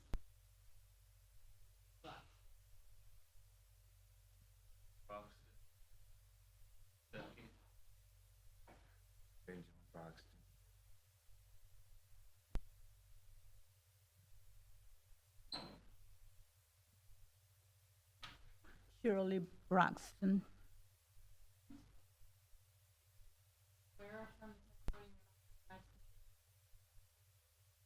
We do. Okay, Mr. Bostwick, you got the whole Broxton clan right here. Yes, sir. They the reason why I'm here. Okay, well, let me ask this question first. Do we agree these violations existed or occurred as stated in the notice of violation? Yes. We do. All right, then I find the respondent, non-compliance. All right, Mr. Bostwick, how much time should reasonably be required for these folks to come into compliance? Next cutoff. I think they're pretty much already done. They just need to call for a pickup. As you go through some more pictures, you'll see that they have got all the trash and debris to the front of the property right there. So all they have to do is get solid waste to come by and pick it up, and they'll be in compliance. Okay, so I assume you're suggesting March 8th? Yes, sir. All right, folks, the inspector seems to think that whatever you've got left to do, because he recognizes you've already started on it and are well into it, that you ought to be able to have it done by March 8th. So what say to y'all?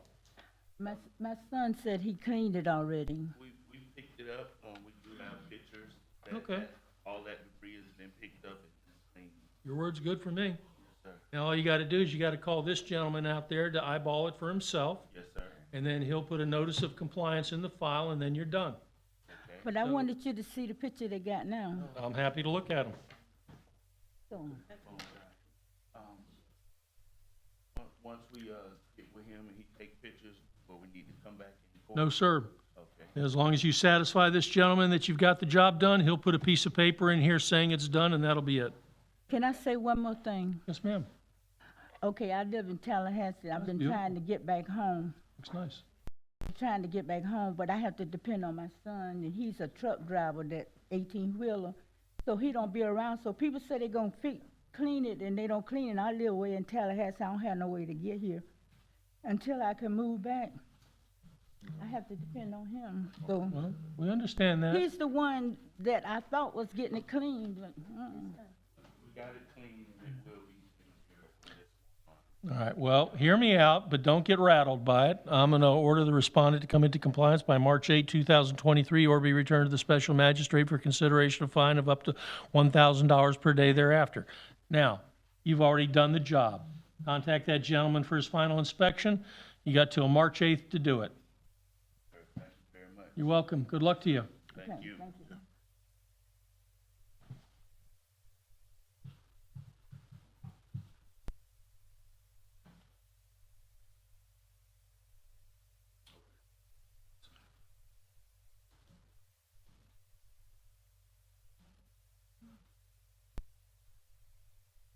All right.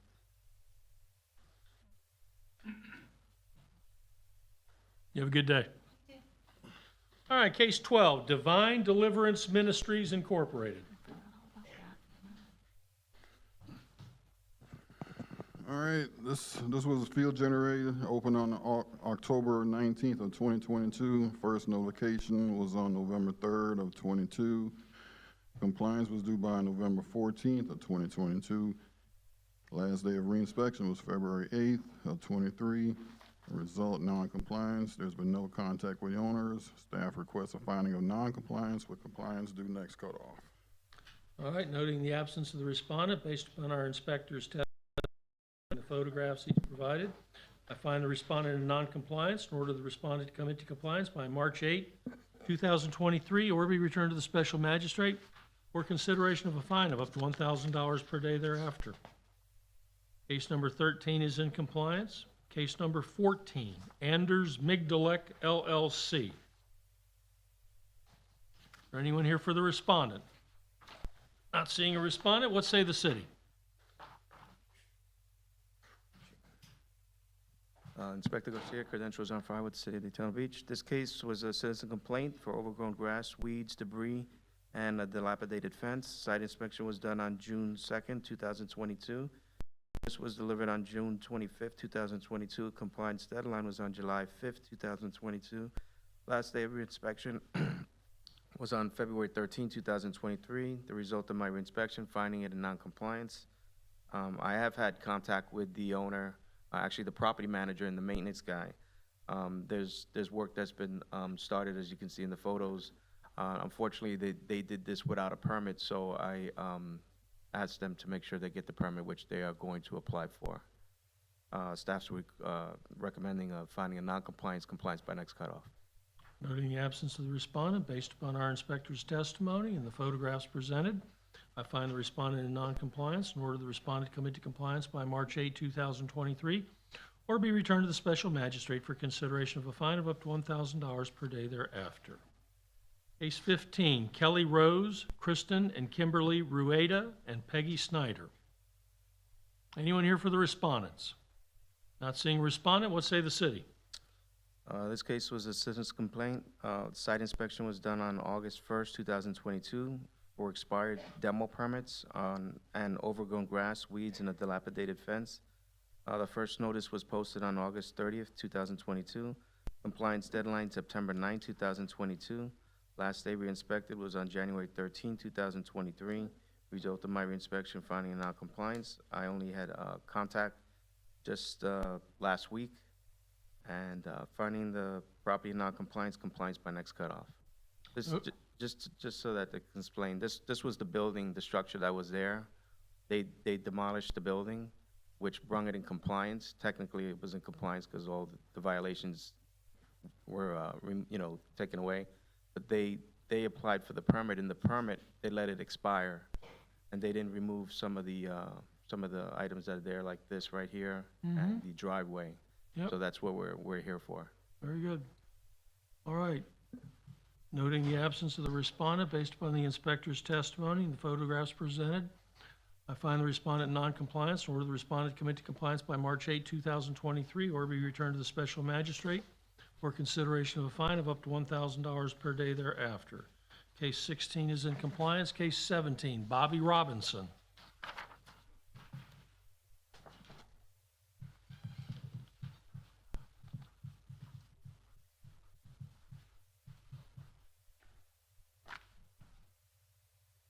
Morning. If you would please state your names and be sworn. My name's Shanita Malcolm. Raise your right hands. Do you swear or affirm the testimony you're about to provide is the truth, the whole truth, nothing but the truth? Yes, Thank you. What's y'all's affiliation with Bobby Robinson? that's my mother. Okay. All right. Do you agree this violation existed or occurred as stated in the notice of violation? We had it in the field. They told us we move it out the field and put it in the back of the house. It's okay. It's not in the field anymore. It's in the back of the house. The open containers, which is for me, because I stay at my mom, paying my credit off until I get out and be on my aunt. So you're telling me it was there, but you think you fixed it? It's been gone from there. All right. Well, I find the respondent in non-compliance. Bear with me. Mm-hmm. Mr. Inspector, how much time should reasonably be required for the respondents to come into compliance? Next cutoff. Okay. He seems to think you ought to be in compliance by March 8, 2023, based upon your familiarity with the property and what they've told us already. Does it sound like they're doing the right thing, or is there other stuff they need to know about? This is to include this vehicle right here, that I don't know if it's still there now, but That's my vehicle. I'm waiting on FEMA. My mom owned that property. I mean, she brought the property because we have a lot of family. I mean, it's no grass there. I have nowhere else to put my car. I'm waiting on FEMA. I've been waiting on them for the last, I don't know how many. Yeah. the problem is there have been vehicles parked on that lot, and also the containers since September 15, 2022. So this is even way before the hurricane, so we're asking that they all be removed by the next cutoff. Okay, well, what I'm hearing is that the cars and the containers have to go. I mean, why would they tell us to leave them off the property and put them in the back of her yard, which is she owns? I stay there. I have nowhere else to put my containers. I pay $400 a month. I don't want to be to my mama's house. I don't want an extra bill. I mean, but if that's what have to happen, then we have to make it happen for you guys. Well, I don't think you're allowed to keep those kind of containers on your property indefinitely. Well, we didn't know. Yeah. As long as we. Sure. Homeowners, homestead law. I mean, covered under that, or containers been on her property. No. Could you use her? I understand what you're saying. What the homestead laws protect homesteads from things like judgments and things of that nature. I'm familiar with homesteads. Okay. And it also impacts the property taxes you pay, but homestead laws don't necessarily say you have and I'm not trying to be a wise guy here. It doesn't mean you've got an unrestricted right to leave whatever you want on your property. There are still restrictions, especially when it comes to temporary things like containers, cars, things of that nature. And this gentleman can answer your questions better than I, but he can explain it to you. And specifically with regard to the cars, I mean, yes, you can have cars on your property, but it's my understanding they have to be operational, they have to be tagged. They are tagged. They are operational. Well, this is why I'm saying you need to get this gentleman's card and talk to him. There may be ways for you to come into compliance that you're not aware of. So if I were you, I would just talk to him about it. But either way, I'm going to give you till March 8th to figure it out. Okay. All right. Did I find them in non-compliance? Then I will order the respondents to come into compliance by March 8, 2023, or be returned to the special magistrate. You're dropping stuff. My paper. That's okay. Okay. Or be returned to the special magistrate for consideration of a fine of up to $1,000 per day thereafter. Okay, good luck to you. Talk to your inspector. He'll explain it to you. Okay, thanks. Okay, have a good day. You too. Case 18, Oliver Ross Sr.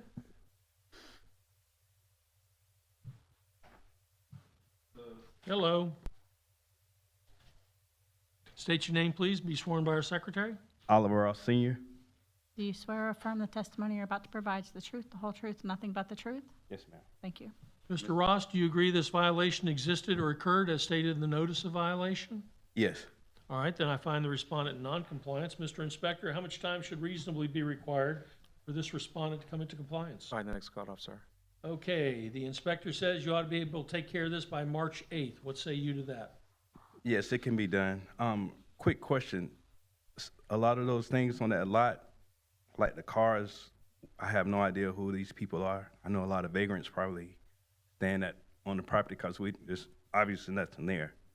So I don't know what to do to avoid that happening.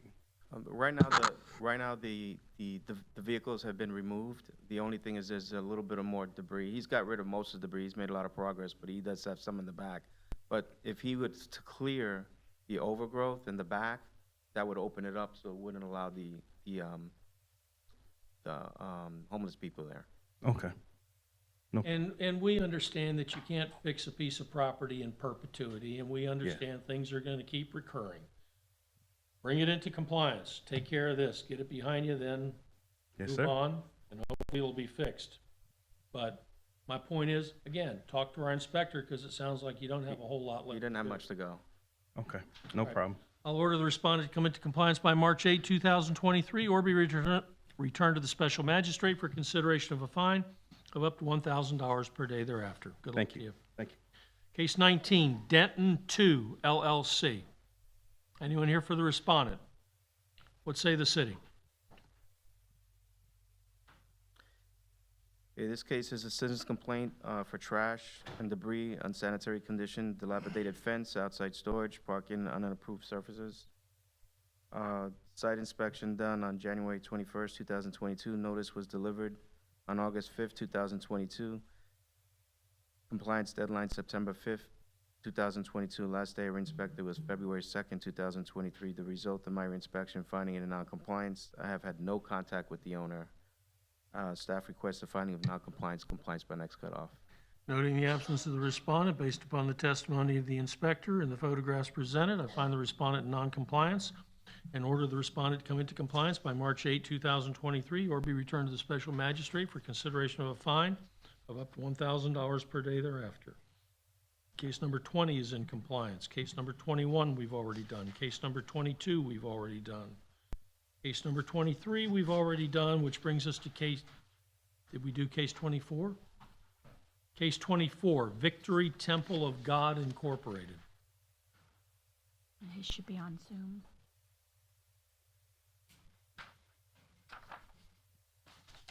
There he is. All right. Yes, sir. If you would please state your name. R.T. Hillary. Okay.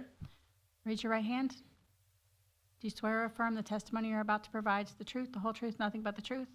Yes, ma'am. Thank you. All right. I have that this matter was continued from a January hearing for the purpose of a progress report. Who wants to give me a progress report? Everyone's looking at you. Okay. We submitted everything for the site plan that the city has required us to submit. And we're just waiting on them to review it and give us the final approval so that we can go and get started on the building. Okay. Somebody fill me in. What's the overview here? What are we doing here? Don't we have multiple buildings on this piece of property? Yes, sir. And what are we doing? Dealing with them one at a time?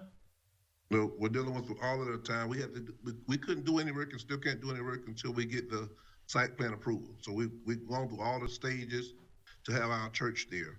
Okay. And so these are the final stages that he told us once the engineer and all submitted everything to the city.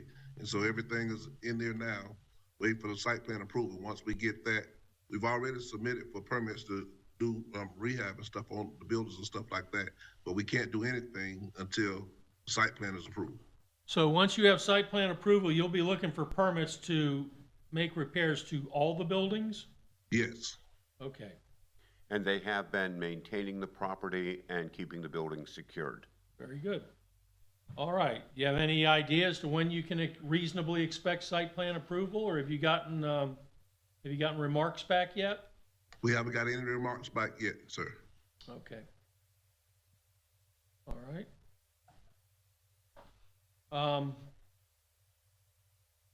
How long do you anticipate, let's assume you have your site plan approval and your permits. How long do you anticipate the construction phase taking? I don't know that, but I know they're gonna be starting on that roof and, starting to fix up everything, but I can get with the contractors to find out exactly how long that's gonna take. Yeah, I understand you may not know that when you can expect things are done right now. I understand you got a ways to go before you get that. I'm just trying to, for my own benefit, just trying to plug in some milestones along the way. So as it stands right now, because I do want to make sure progress continues, then I'm going to continue this matter to next month's meeting. Okay. And I'm hoping by then you've got your site plan approval, so we can start talking then about the next milestones that we can reasonably anticipate as we work our way ultimately to determining a compliance date. Yes, sir. Hate to keep bothering you, but I guess the next thing we need to know is as soon as you got your site plan approval, did we just lose you? No, I'm here. Okay. Yeah, I hear you. So There you go. I can see you now. Anyway, once we have site plan approval, then we can start talking about a few more dates in the future that we can start planning on. Yes, sir. So we will reconvene again at our March meeting for another progress report. Okay, good luck to you. Thank you. Appreciate the effort. Okay. Case number 25, MHP Daytona Air LLC.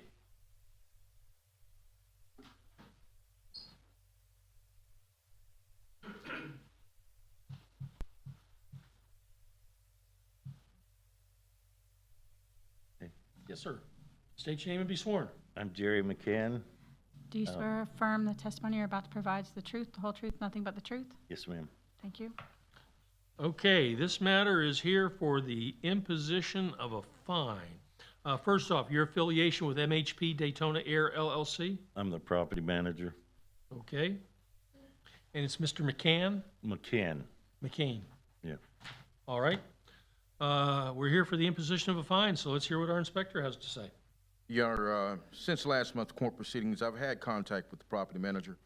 However, there's no progress towards the electrical part of the work that needs to be done. This case was open since February the 24th of 2022. Staff requests $100 a day to a maximum of $15,000. Okay. What say, Mr. McCain? Well, we had to strip the whole inside for the electrician, and the code is you got to have 4-inch boxes. So we had to reframe the whole inside. I don't know if he's went in and looked at it, but the electrician will be there Friday to lay it out. And he's had COVID the last month, or he would have been there. I've called him about every week and tried to get him to get going, but he's just been too sick and he ain't had the manpower to do the job. Who's your electrician? Castle Electric. But it's ready to go for him. He said he'll make it there Friday. Has he gotten whatever permits are necessary? Yes, sir. We pulled the permits, everything. Okay. Have you been inside the building or had a chance to get inside the building? No, not in a while.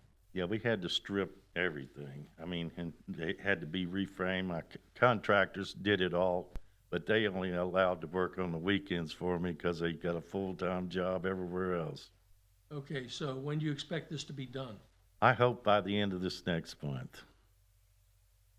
All right, well, I'll tell you what, I'm going to give you another month, but then Okay. after that, these folks are probably going to win the day. Okay. Just letting you know that, because this is old. I'll go for it as strong as I can. I'll amend our current order of noncompliance to allow the respondent until March 8, 2023 to come into compliance or be returned to the special magistrate for consideration of a fine of up to $1,000 per day thereafter.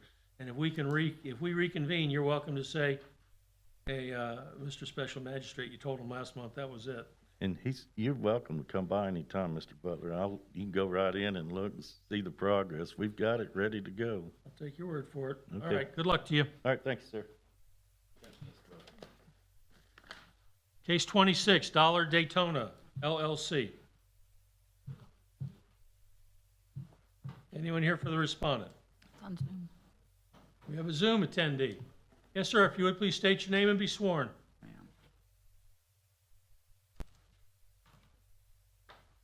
Can't hear you. Arthur Swan. Raise your right hand. Do you swear or affirm the testimony you're about to provide is the truth, the whole truth, nothing but the truth? Yes, I do. Thank you. Yes, sir. What's your affiliation with Dollar Daytona LLC? The accountant, property manager. Okay. All right, we're here for the imposition of a fine, so let's hear from our inspector, Mr. Alderman. What say Mr. Alderman? Good morning, Mr. Vakelja. For the record, my name is Steve Alderman, Neighborhood Services Inspector, the City of Daytona Beach, and my credentials are on file.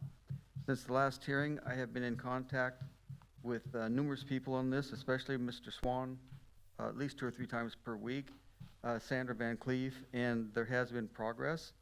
Ms. Van Cleef approved the site for the trash containers on January 19, 2023, which allowed Dollar Tree to finally decide or be able to obtain a contractor and obtain a permit.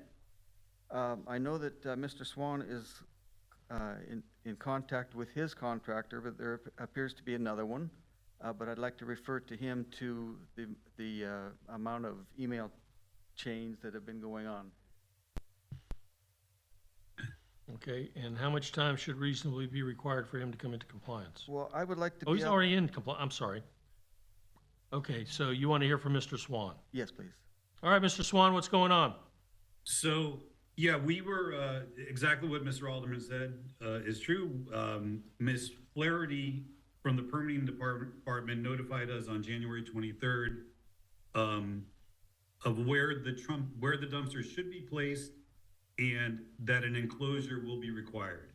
We had been waiting for that information for the prior month or so. I immediately started trying to find contractors. Very difficult. Must have contacted 15 people. Finally, one local contractor called me back from Dave's Fence on the 30th. He gave me a ballpark estimate over the phone, which I approved. He said, I can't just do that. I need to give you an official estimate when I visit the property. I said, no problem. He said he would try to go that week. He didn't make it. He said he tried to go last week. He didn't make it, but he does contact me and tell me that he couldn't make it. So yesterday was 2 weeks that he hasn't been able to make it. This is a dollar store, and the Dollar Corporate is also looking for a contractor. They have one by the name of Division Maintenance Group that was supposed to go out there last week for an estimate. They didn't show up.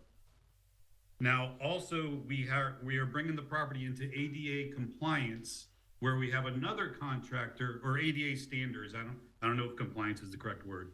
We have another contractor coming out this week to give us an estimate for that. So we are going to ask him if he could look at this enclosure as well. So we have 3 shots at getting this done. We're trying as hard as we can. Mr. Alderman, I believe, will attest that we're taking this very seriously and doing our best. It's just been hard to get someone out there. We're not local. We're 300 miles away, and we're doing all we can. We just asked for a little more time. 10-4. All right, well, I'll tell you what. I understand the circumstances, and let's go ahead and amend your current order of noncompliance till March 8 of 2023 and hope something falls into place. If not, be prepared to give me a status report should we ever meet again, and continue documenting your efforts to locate contractors. I can't very well take fault with that. And I understand sometimes it's hard to find workers, but and just as long as you've done everything you can to get them there, we certainly take that into consideration. So we will now amend your cutoff to the March 8th, 2023, or be returned to the special magistrate. Well, we'll amend the cutoff to March 8, 2023, or the respondent will be returned to the special magistrate for consideration of a fine of up to $1,000 per day per after. Anyway, good luck to you. Okay, thank you, Your Honor. You have a good day. Thank you, sir. You too. Case number 27 is in compliance. Case number 28, Paul W. and Beatrice I. Zavitsky. Not seeing a respondent. What say the city? Good morning, John Stinson, Code Inspector with the city. Qualifications are on file. Since the last hearing, there's been no contact with this property owner. The last inspection of the property was yesterday. The violations still exist. City is asking for $100 per day to be capped at $15,000.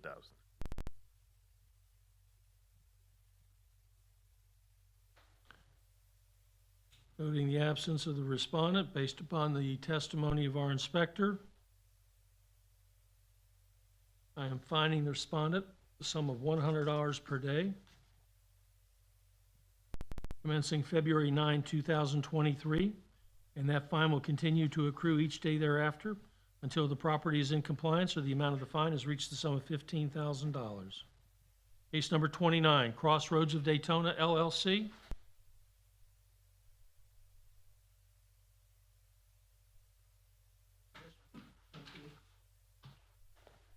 Morning. Good morning. State your name. Colleen Miles. Do you swear or affirm the testimony you're about to provide is the truth, the whole truth, nothing but the truth? I do. Thank you. All right, this matter is here for the imposition of a fine, so let's hear from our inspector. Okay. Since the last hearing, I have had contact with Ms. Miles. There has been progress. We would like to amend to the April cutoff for compliance to allow time. Okay, what say Ms. Miles? That's acceptable. They did secure their building permit, sir, on the 1st of February. I had expected a little bit more activity to date, so I'll be making a call when I leave. Very good. All right, then I will amend our current order of noncompliance to allow the respondent till April 5, 2023 to come into compliance, or be returned to the special magistrate for consideration of a fine of up to $1,000 per day thereafter. Thank Good you luck for to your you. consideration. Good to see you. Good seeing you as well. Case number 30, we already did we not? Yes.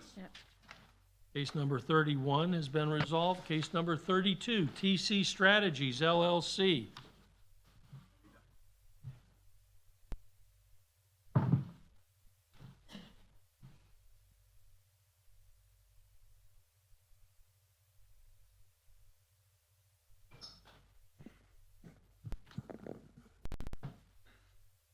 Good morning again, Inspector Bostwick, credentials on file with the city. All right, since the last hearing, I've been in contact with the owners. Lots of progress have been made in cleaning up the parcel. So I'd like to amend to the next cutoff. Okay. Based upon our inspector's report, I will amend our current order of noncompliance to allow the respondent till March 8, 2023 to come into compliance, or be returned to the special magistrate for consideration of a fine of up to $1,000 per day thereafter. Case number 33 is in compliance. Case number 34, Rosa P. Gibson. All right, since the last hearing, no Do we have Ms. Gibson? Come on up.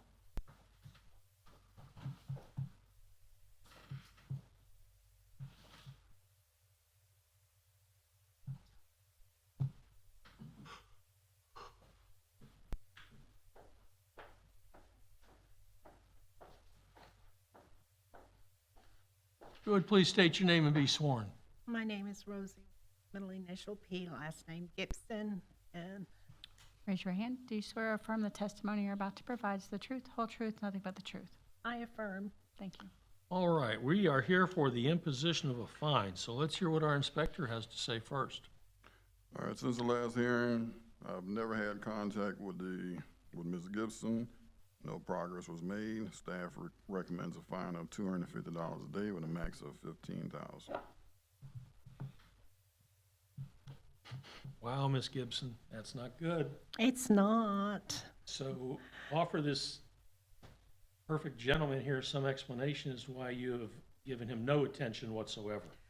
Well, I've had some extenuating circumstances. I've had death in my family, 2 deaths in my family, sort of back to back. And one required me to travel to the Atlanta area, and then my uncle just died this weekend. We were taking care of him. He was diagnosed with cancer, and he just passed away Friday. So, no excuses. It's just that my plate has been really full. Well, let's start looking forward. Let me ask you this. Do you have means and/or personnel to get this matter taken care of? I don't have personnel, but I will hire someone. If I tell you to get it done by March 8th, are you going to get it done?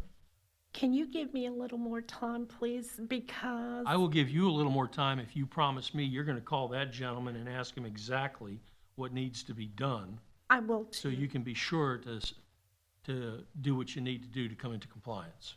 I will too. I will call him today. All right?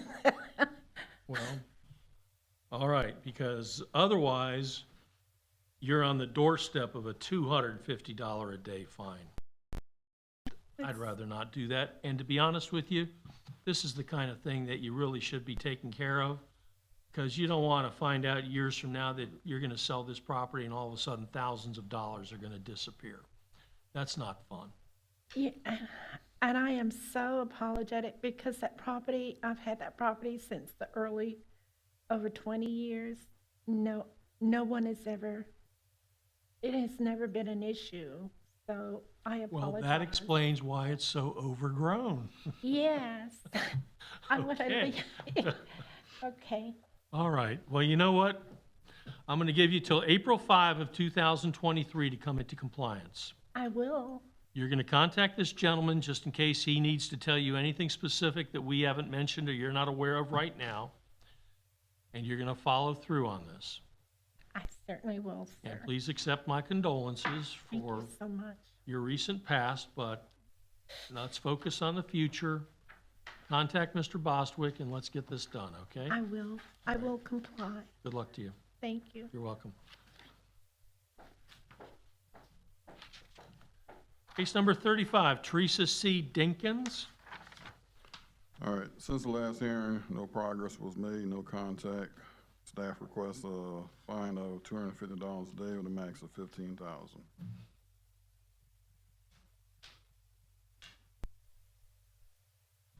All right, noting the absence of the respondent, based upon our inspector's report, I'm finding the respondent the sum of $250 per day. Commencing February 9, 2023, and the fine will continue to accrue each day thereafter until the property is in compliance or the amount of the fine has reached the sum of $15,000. Case number 36, Petra North Incorporated. Anyone here for the respondent? Not seeing a respondent, what say the city? All right, since the last hearing, lots of progress have been made. I've been in contact with the owner. Staff requests to amend to the next cutoff.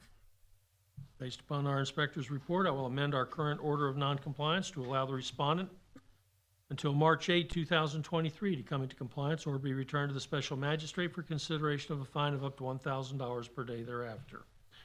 Case number 37, S. David Shaw and Lily Mae Shaw. Not seeing a respondent, what say the city? All right, since the last hearing, I spoke to Mr. Shaw.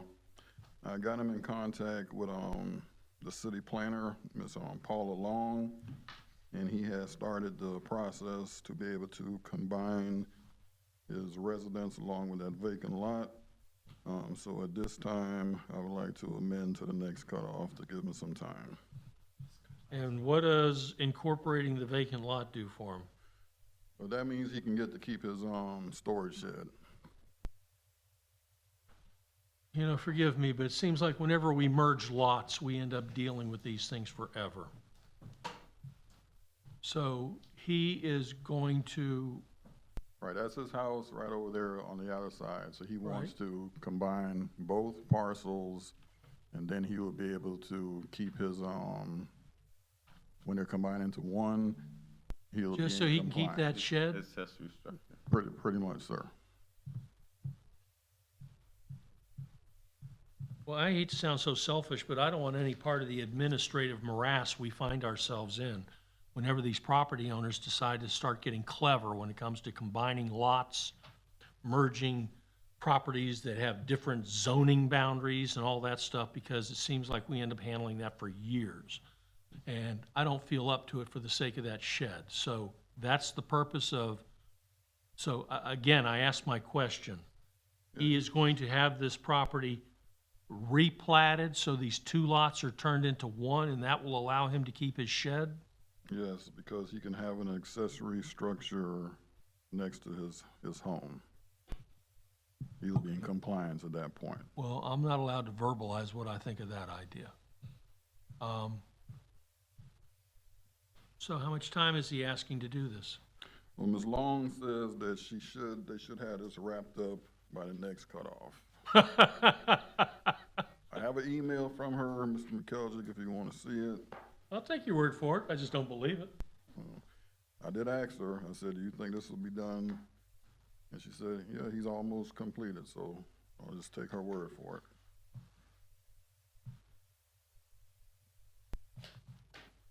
Okay, Tony, enlighten me. What exactly would he be doing here? He already owns the other lot. Is he trying to convert 2 lots into 1? That's what it sounds like. Is the tax assessor even going to allow him to do that? It appears our planner is saying that they're almost there, so it appears that they must have gotten some approval from the county. Basically, he doesn't want to move his storage shed. So to circumvent, he decided to combine both lots to make it, put it in compliance.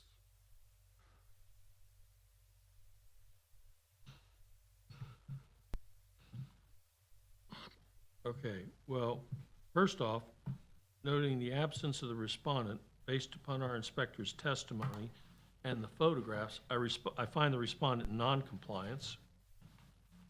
So since I'm having to do that, I guess I will establish a compliance date of March 8, 2023. And failing that, the respondent will be returned to the special magistrate for consideration of a fine of up to $1,000 per day thereafter. If he's able to pull this administrative/zoning rabbit out of the hat, more power to him.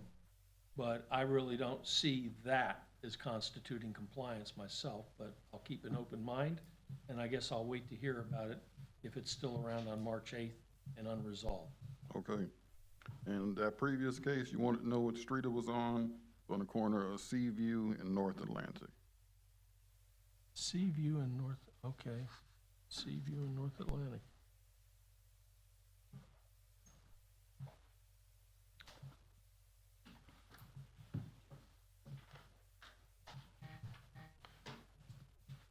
Okay, where are we now? Case 37? That's the one we just did. We just did 37. 38, the Center for Investments, LLC. Not seeing respondent, what say the city? The city is requesting to withdraw the case due to a due process issue. All right, based upon our inspector's request, I will consider the case withdrawn. Well, this one would actually be dismissed. I mean, we're at the point of imposition of fines, so it's well beyond the, you've made a prior finding of noncompliance. You're saying that. I thought when we talked, we were going to amend it, like the due process, Oh, okay, we can. to March, and for the March cutoff, so that we can post it and notify the registered agent properly. So was it misnotified It was just a due process. of the original notification or of just this meeting?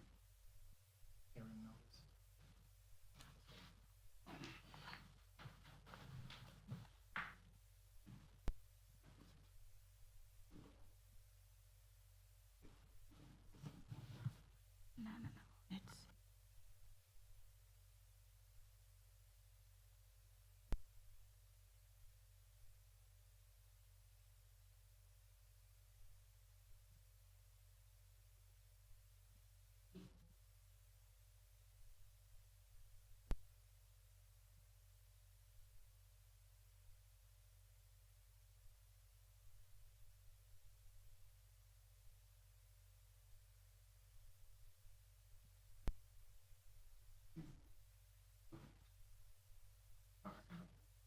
Okay. Yeah, my understanding is it's, our original notice of violation was properly served, so it wouldn't really be a withdrawal. It appeared to have been an issue with the notification for this proceeding. So the notice of hearing came back and we did not get an opportunity to post it So we would ask for it to be continued so that we could ensure that we have adequate due process for the hearing. Is this the Masonic Lodge? The old Yes. Masonic Lodge? Yes, Is there a bar in the bottom of it? next to it. Next to it, so Yeah. it's not part of the building? No, totally separate.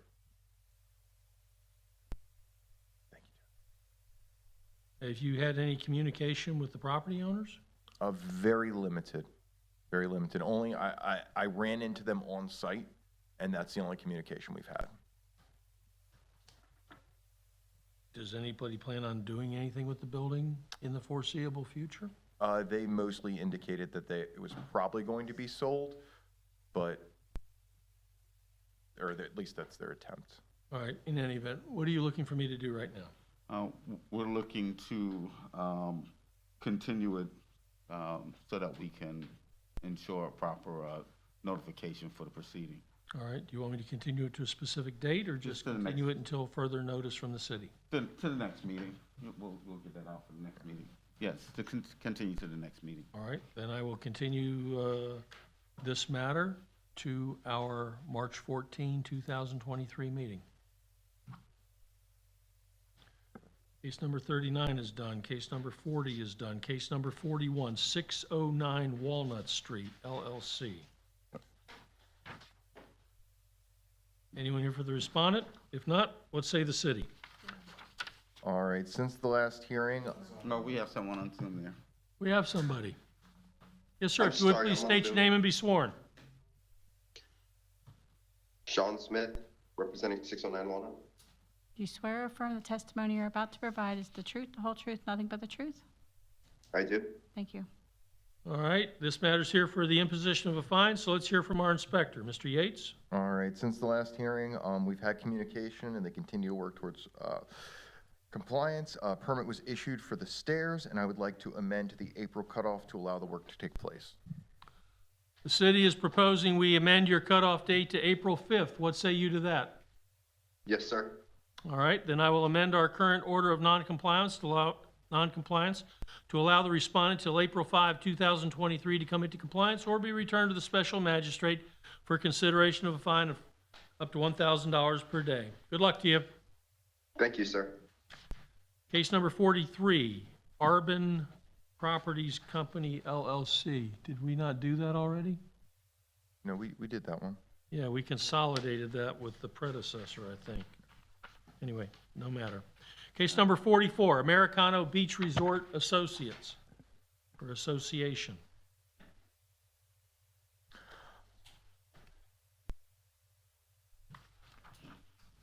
Go ahead and state your name for the record. Ryan Smith, 5601 Windover Drive, Orlando, 32819. Do you swear or affirm the testimony you're about to provide is the truth, whole truth, nothing but the truth? I will. Thank you. Okay, we're here for a progress report and to determine a compliance date. What say the respondent? I'm close to this. Well, I guess first off, I just want to give you a little history, because when we first started this, the seawall was it was a different issue. It was basically the seawall was intact, and it was more of a maintenance issue. So at that time, we had actually hired an engineer. We did the inspection, took test of the concrete, was going through the process, and then the storm hit.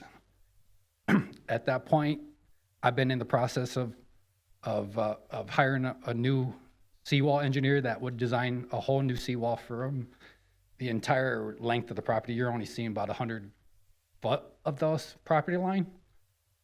And that has been a bit of a nightmare, And I've talked to multiple people, including a contractor / engineer that I'm already using, and one I've used for 20 years that I just talked to him while I was waiting here, and I should have a proposal in-house by the end of the week, and I can get them started on that design. More importantly, we've had 2 tracks, right? I was doing this track here, but more importantly, we're working on redevelopment plans over here to redevelop the entire property, and I provided contracts to Officer Yates, but we've hired about $1.3 million worth of contracts to redesign that building, do whole site plan permitting.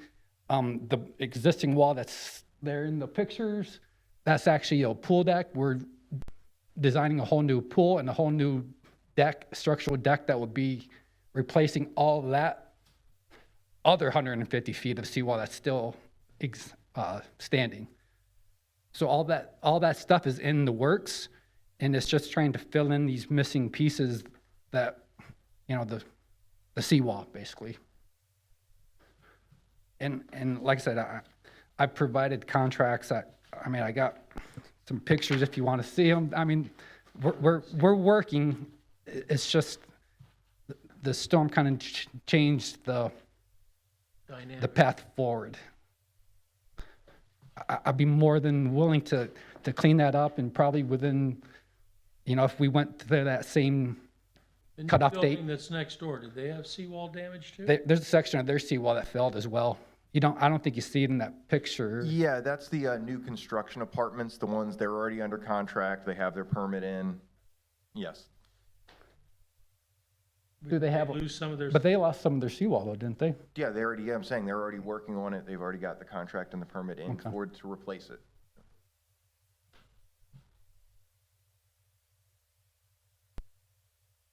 I mean, the city would be willing to give them another month if they can come up with a concrete plan in that amount of time. I mean, I do realize it's a lot of work, but we're just, we're sort of stretching here because we're not getting concrete numbers and timelines. And that's sort of been the issue here.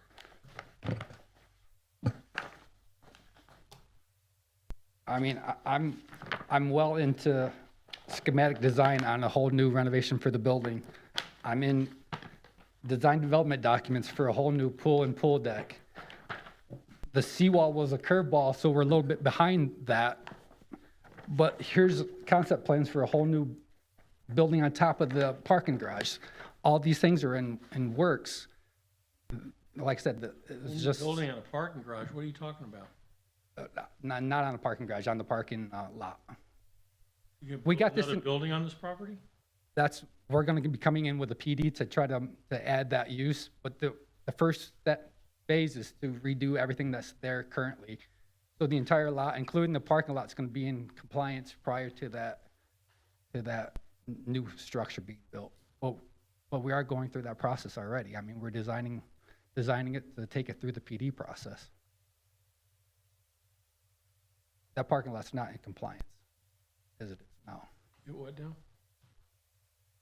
If we were going to renovate that building, I would have to have a new site plan approved by the city because it's not in compliant. It's not part of the code enforcement stuff, but it's not in compliant for your LDC.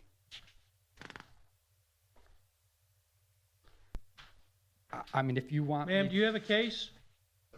Sir, do you have a case?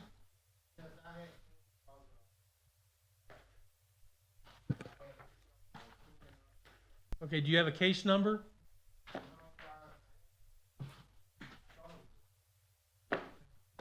Pardon? You may have more questions.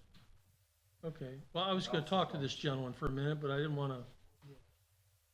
I'm not sure if he has a case. I don't think he does. Okay. Americano. Well, I was kind of wondering why I'll call it remodeling for lack of a better word, seems to have stalled. Then I saw photographs of the beach side. I assume that explains some of it. Let me back up. I remember in the old days, back when we were waiting for you to get your windows done. Are the windows done? Yes. Yep. And it is in compliance and the permit is final. Cool. You know the history of the Americana, right? It's a failed timeshare resort. So when we bought the property, we I actually. used to swim at the Americana when I was about 13. I know. Well, the that's history probably of actually, Americana. that's probably. Yeah. But anyways, it took us time to break out that timeshare plan and acquire the property in 100%. Okay. So now you're in seawall land. Unfortunately. Okay. So let me just ask, because I'm going to be forced to become a student of this subject. The neighbor's already got his seawall stuff in order? Yes. And he doesn't? Correct. How's that? I assume seawall people were hard to find. Or are you gonna tell me the neighbor already had a contractor on site doing all kinds of stuff anyway? Well, yeah, I mean, they are mid-development, but that's a totally different team. That has, you know what I mean? That has nothing to do with it. If you wanted to say anything, I would say it's because they had the money and they were ready to go. Yeah. And when the high number came, they took it because I told them they needed to move forward. And I think that's the difference And there's here. also that house, I'm a little familiar with this area. Yeah.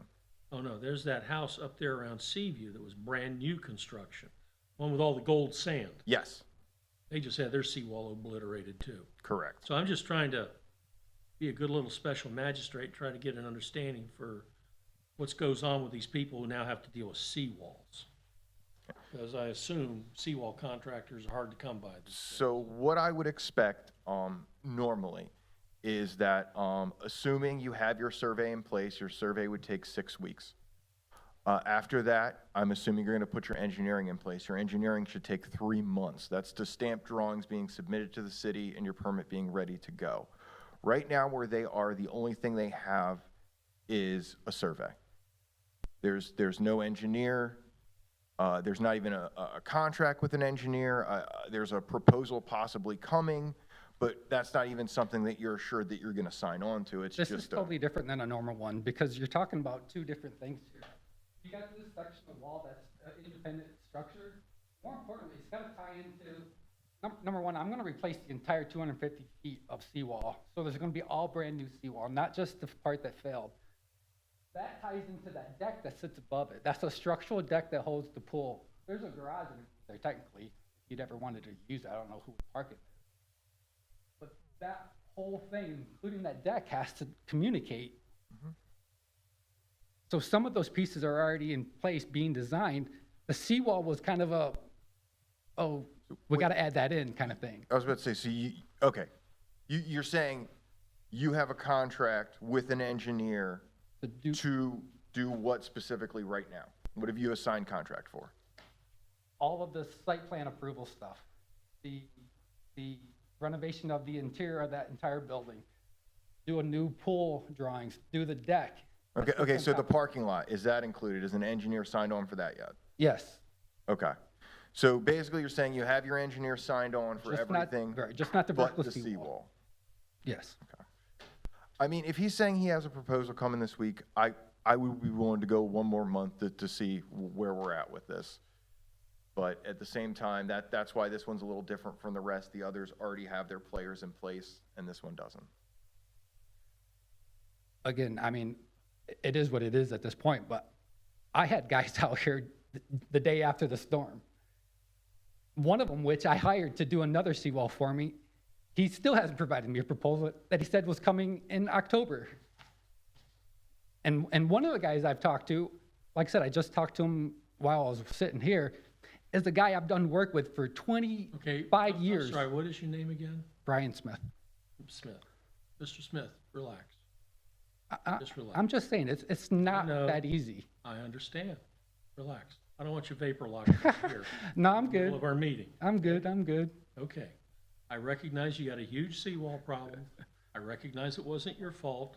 I recognize it's impacting, obviously, what you were in the process of doing to begin with.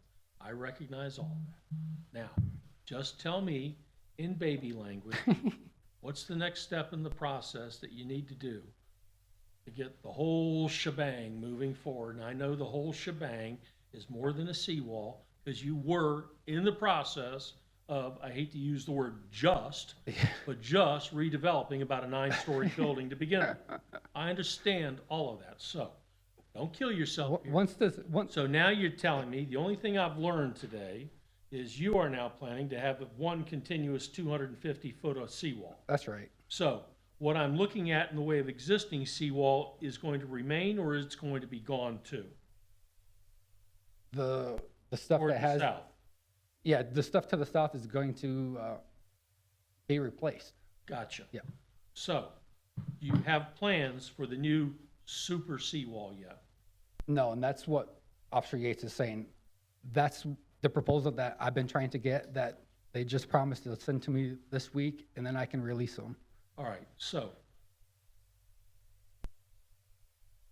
I don't know what goes on with your redevelopment plans. I assume you're doing whatever it is you're doing over there. Mhm. I'm dealing with an obvious situation here with regard to this seawall. So you would like to see what, when, with regard to the seawall? I mean, realistically, if we're not gonna move to a fine now because of where it is, then in the What would I next, be fining him for? for not moving forward with the project in enough time, considering that Which project? this repair of the seawalls, Okay, then I would expect that he would sign with his engineering firm in the next month, and that drawings would be produced and submitted within 3 months. all right. Now, let me just ask you, what can we realistically expect from you between now and March 8th of 2023 with regard to the seawall? Because I assume the seawall has to happen before anything else. Yeah, they'll go together, but yes, yeah. Yeah, I mean, I would have the guy contracted and started. I mean, there's testing that comes as part of the seawall design too. I mean, you gotta do scour studies, you gotta do geotech, all that stuff's part I of it. assume yeah. it's just not a matter of scratching it out on a piece of paper. That's right. So that's why I'm asking you, what can we yeah, I- realistically expect from Yeah. you by March 5th with regard to the seawall? A contract, A contract yep. with a seawall builder, Engineer, engineer. Yep. A contract with an engineer who's going to design the seawall? exactly. Okay. Yep.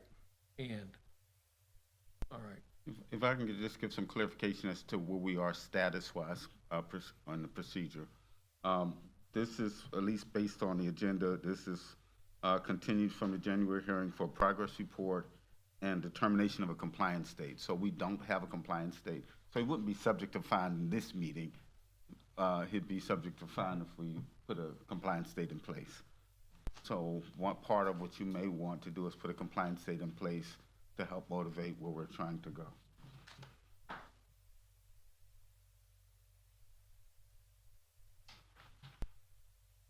And you'll be thinking next month will be a fair compliance day based upon the possibility of.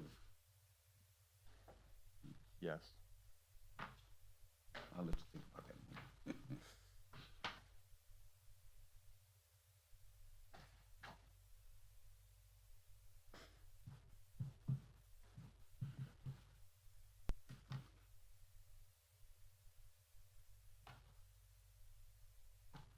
Okay.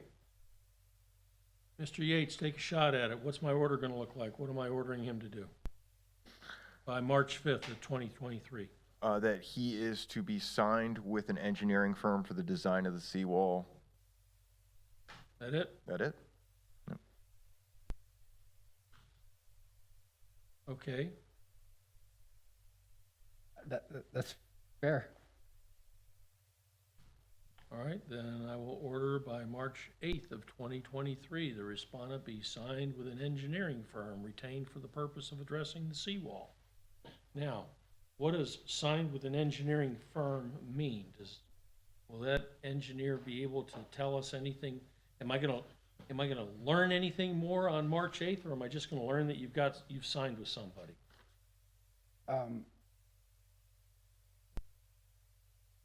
I mean, he may have some. All right, let me sections or something, but rephrase that. Let me I couldn't rephrase say- that. Let's assume your engineer's on board. Produce.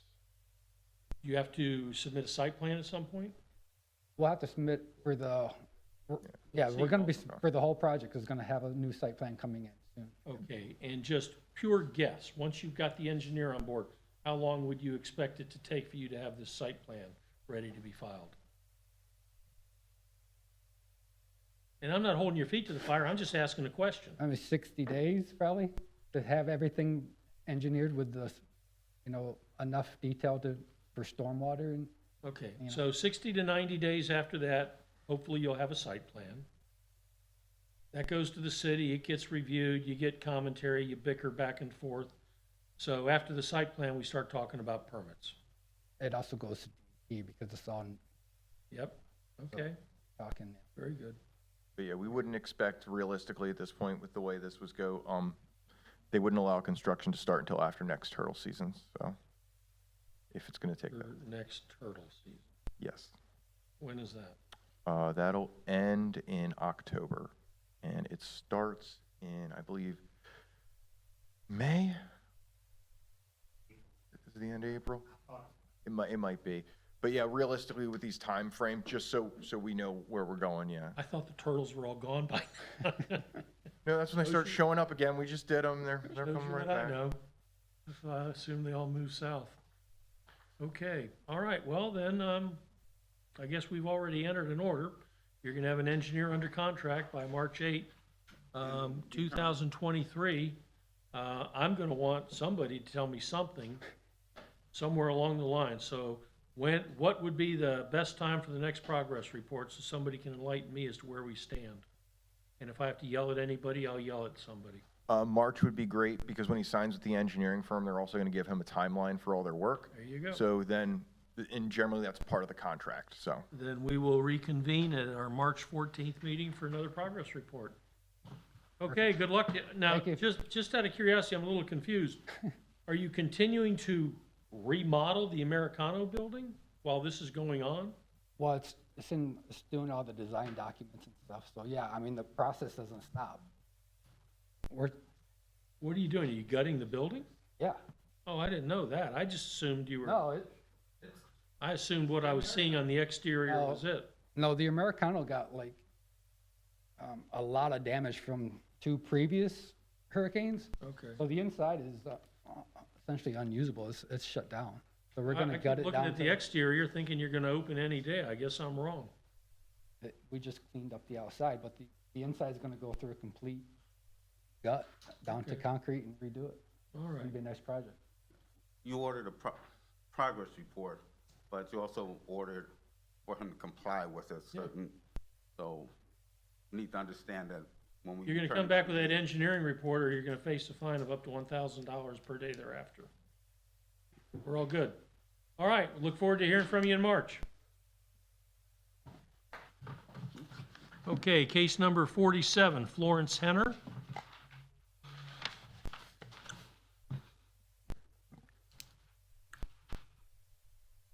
Not on Zoom?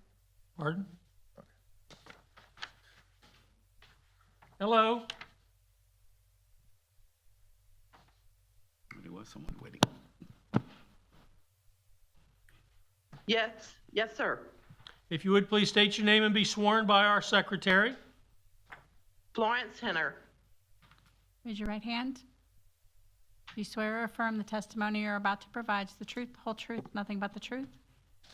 Yes, ma'am. Thank you. All right, this matter is here for the imposition of a fine, so let's hear from our inspector. All right, since the last hearing, a permit was issued as of 1/27/23. I'd like to amend to the March cutoff to allow the work to take place. Our inspector acknowledges you now have a permit and is suggesting you ought to be able to have the work done by March 8th. What say you to that? Okay. I did go and pull a permit or applied for a permit as I had told Mr. Yates. However, I was unable to keep that permit due to the fact that the state of Florida makes you sign a paper that says when you're doing it as an owner builder that you will not sell the property for 1 year. I could not do that because I have to sell the property. So what I did is I hired a contractor. I did send Mr. Yates an email stating who I hired. I hired KDK Concrete of Volusia in Ormond Beach. He was at the building department yesterday to apply or pull a permit. He didn't know what was going to happen, but the permit was supposed to be applied for yesterday. He is coming in to remove, replace, repair the wall. I've already bonded with him and signed a contract.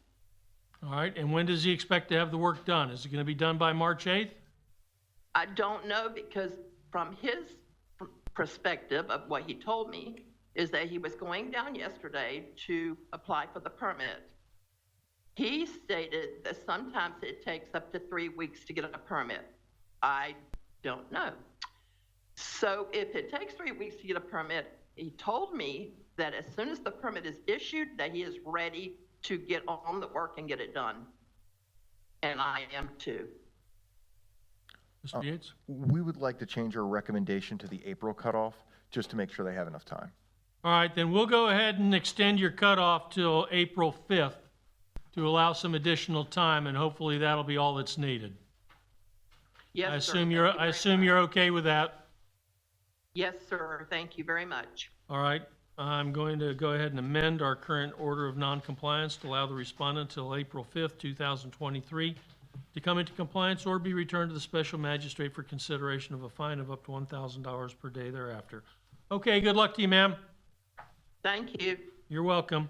Case number 48, Daytona Beach, Bella Vista. Anyone here for the respondent? Not seeing any respondents. We have one online. Yes, ma'am, if you would please state your name and be sworn.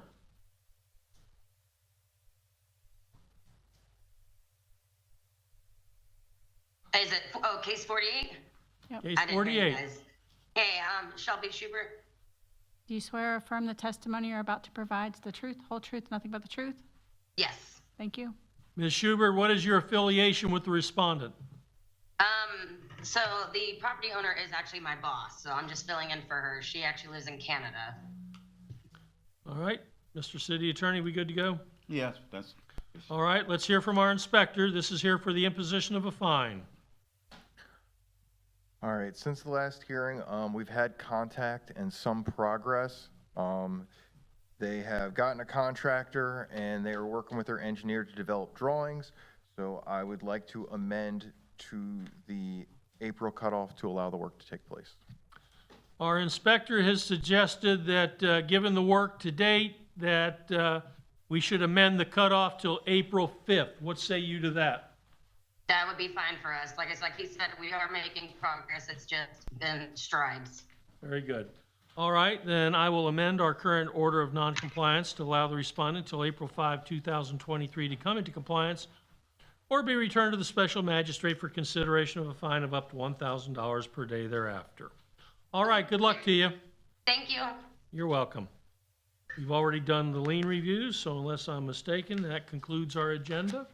yes. Does anybody have anything they want to bring before the special magistrate? You had given a date you plan to look at the Indigo documents. Yep. And Kim, if I completely forget you, could you please call me on Monday and remind me of that? I'm going to be in and out of town this week. So if you could call me on Monday, then I'll come down and look at those. You anticipate sometime in the week following it, or I expect to come down sometime next week and issue an order. next week? Okay. Yeah. Okay. Where are these documents going to be? Okay. Right. Am I going to sit down with Tony, or am I going to sit down with Mr. Sykes so somebody can try explaining to me what I'm looking at? What about Mr. He's going to get a copy of his plans. Okay. To y'all, has he had communication? Okay. Y'all are welcome to bring anybody along you want to help educate me as to what I'm looking at. Otherwise, I'll try to figure it out myself. Want to set something at y'all office? One of the issues is that week I will be wrapped up, tied up Tuesday, Wednesday, Thursday. Tuesday, Wednesday, and Thursday. Tuesday, Wednesday. Yeah, Tuesday, Wednesday, Thursday? That doesn't sound, yeah, that's right. So I'm all day Tuesday and Wednesday. Okay, excuse me. Let me make a call for 1 second. And this part. Call office. I'm good in the afternoon on Thursday.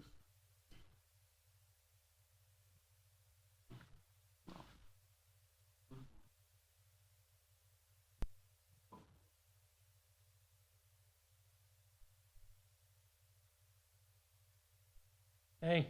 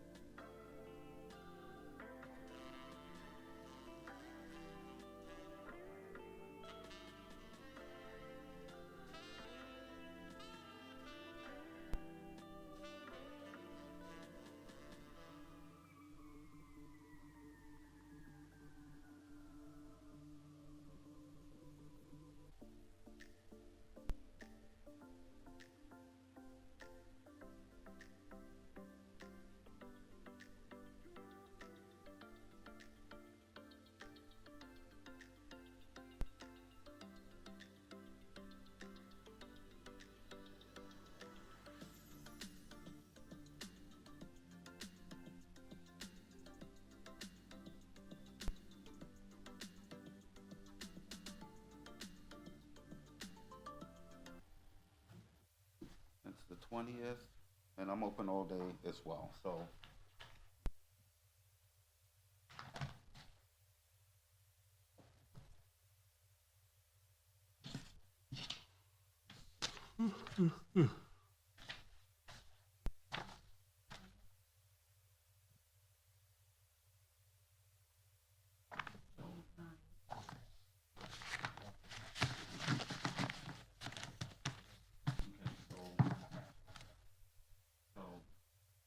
Morning or afternoon, I'm good.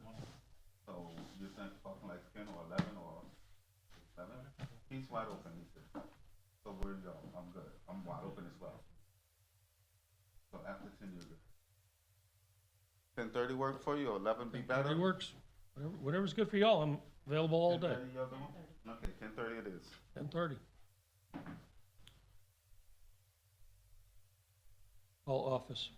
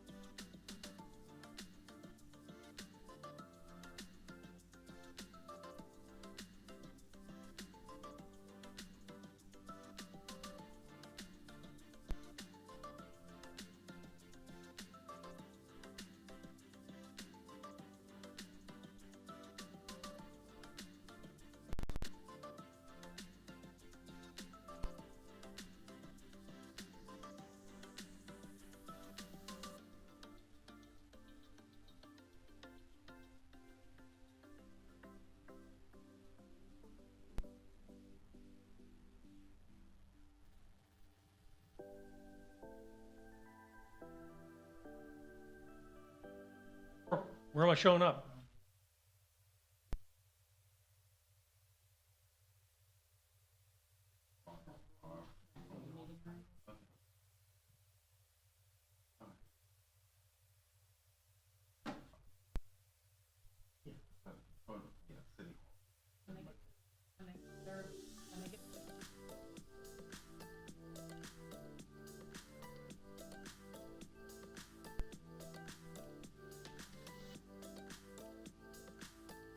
Adjourned. Now I have a question.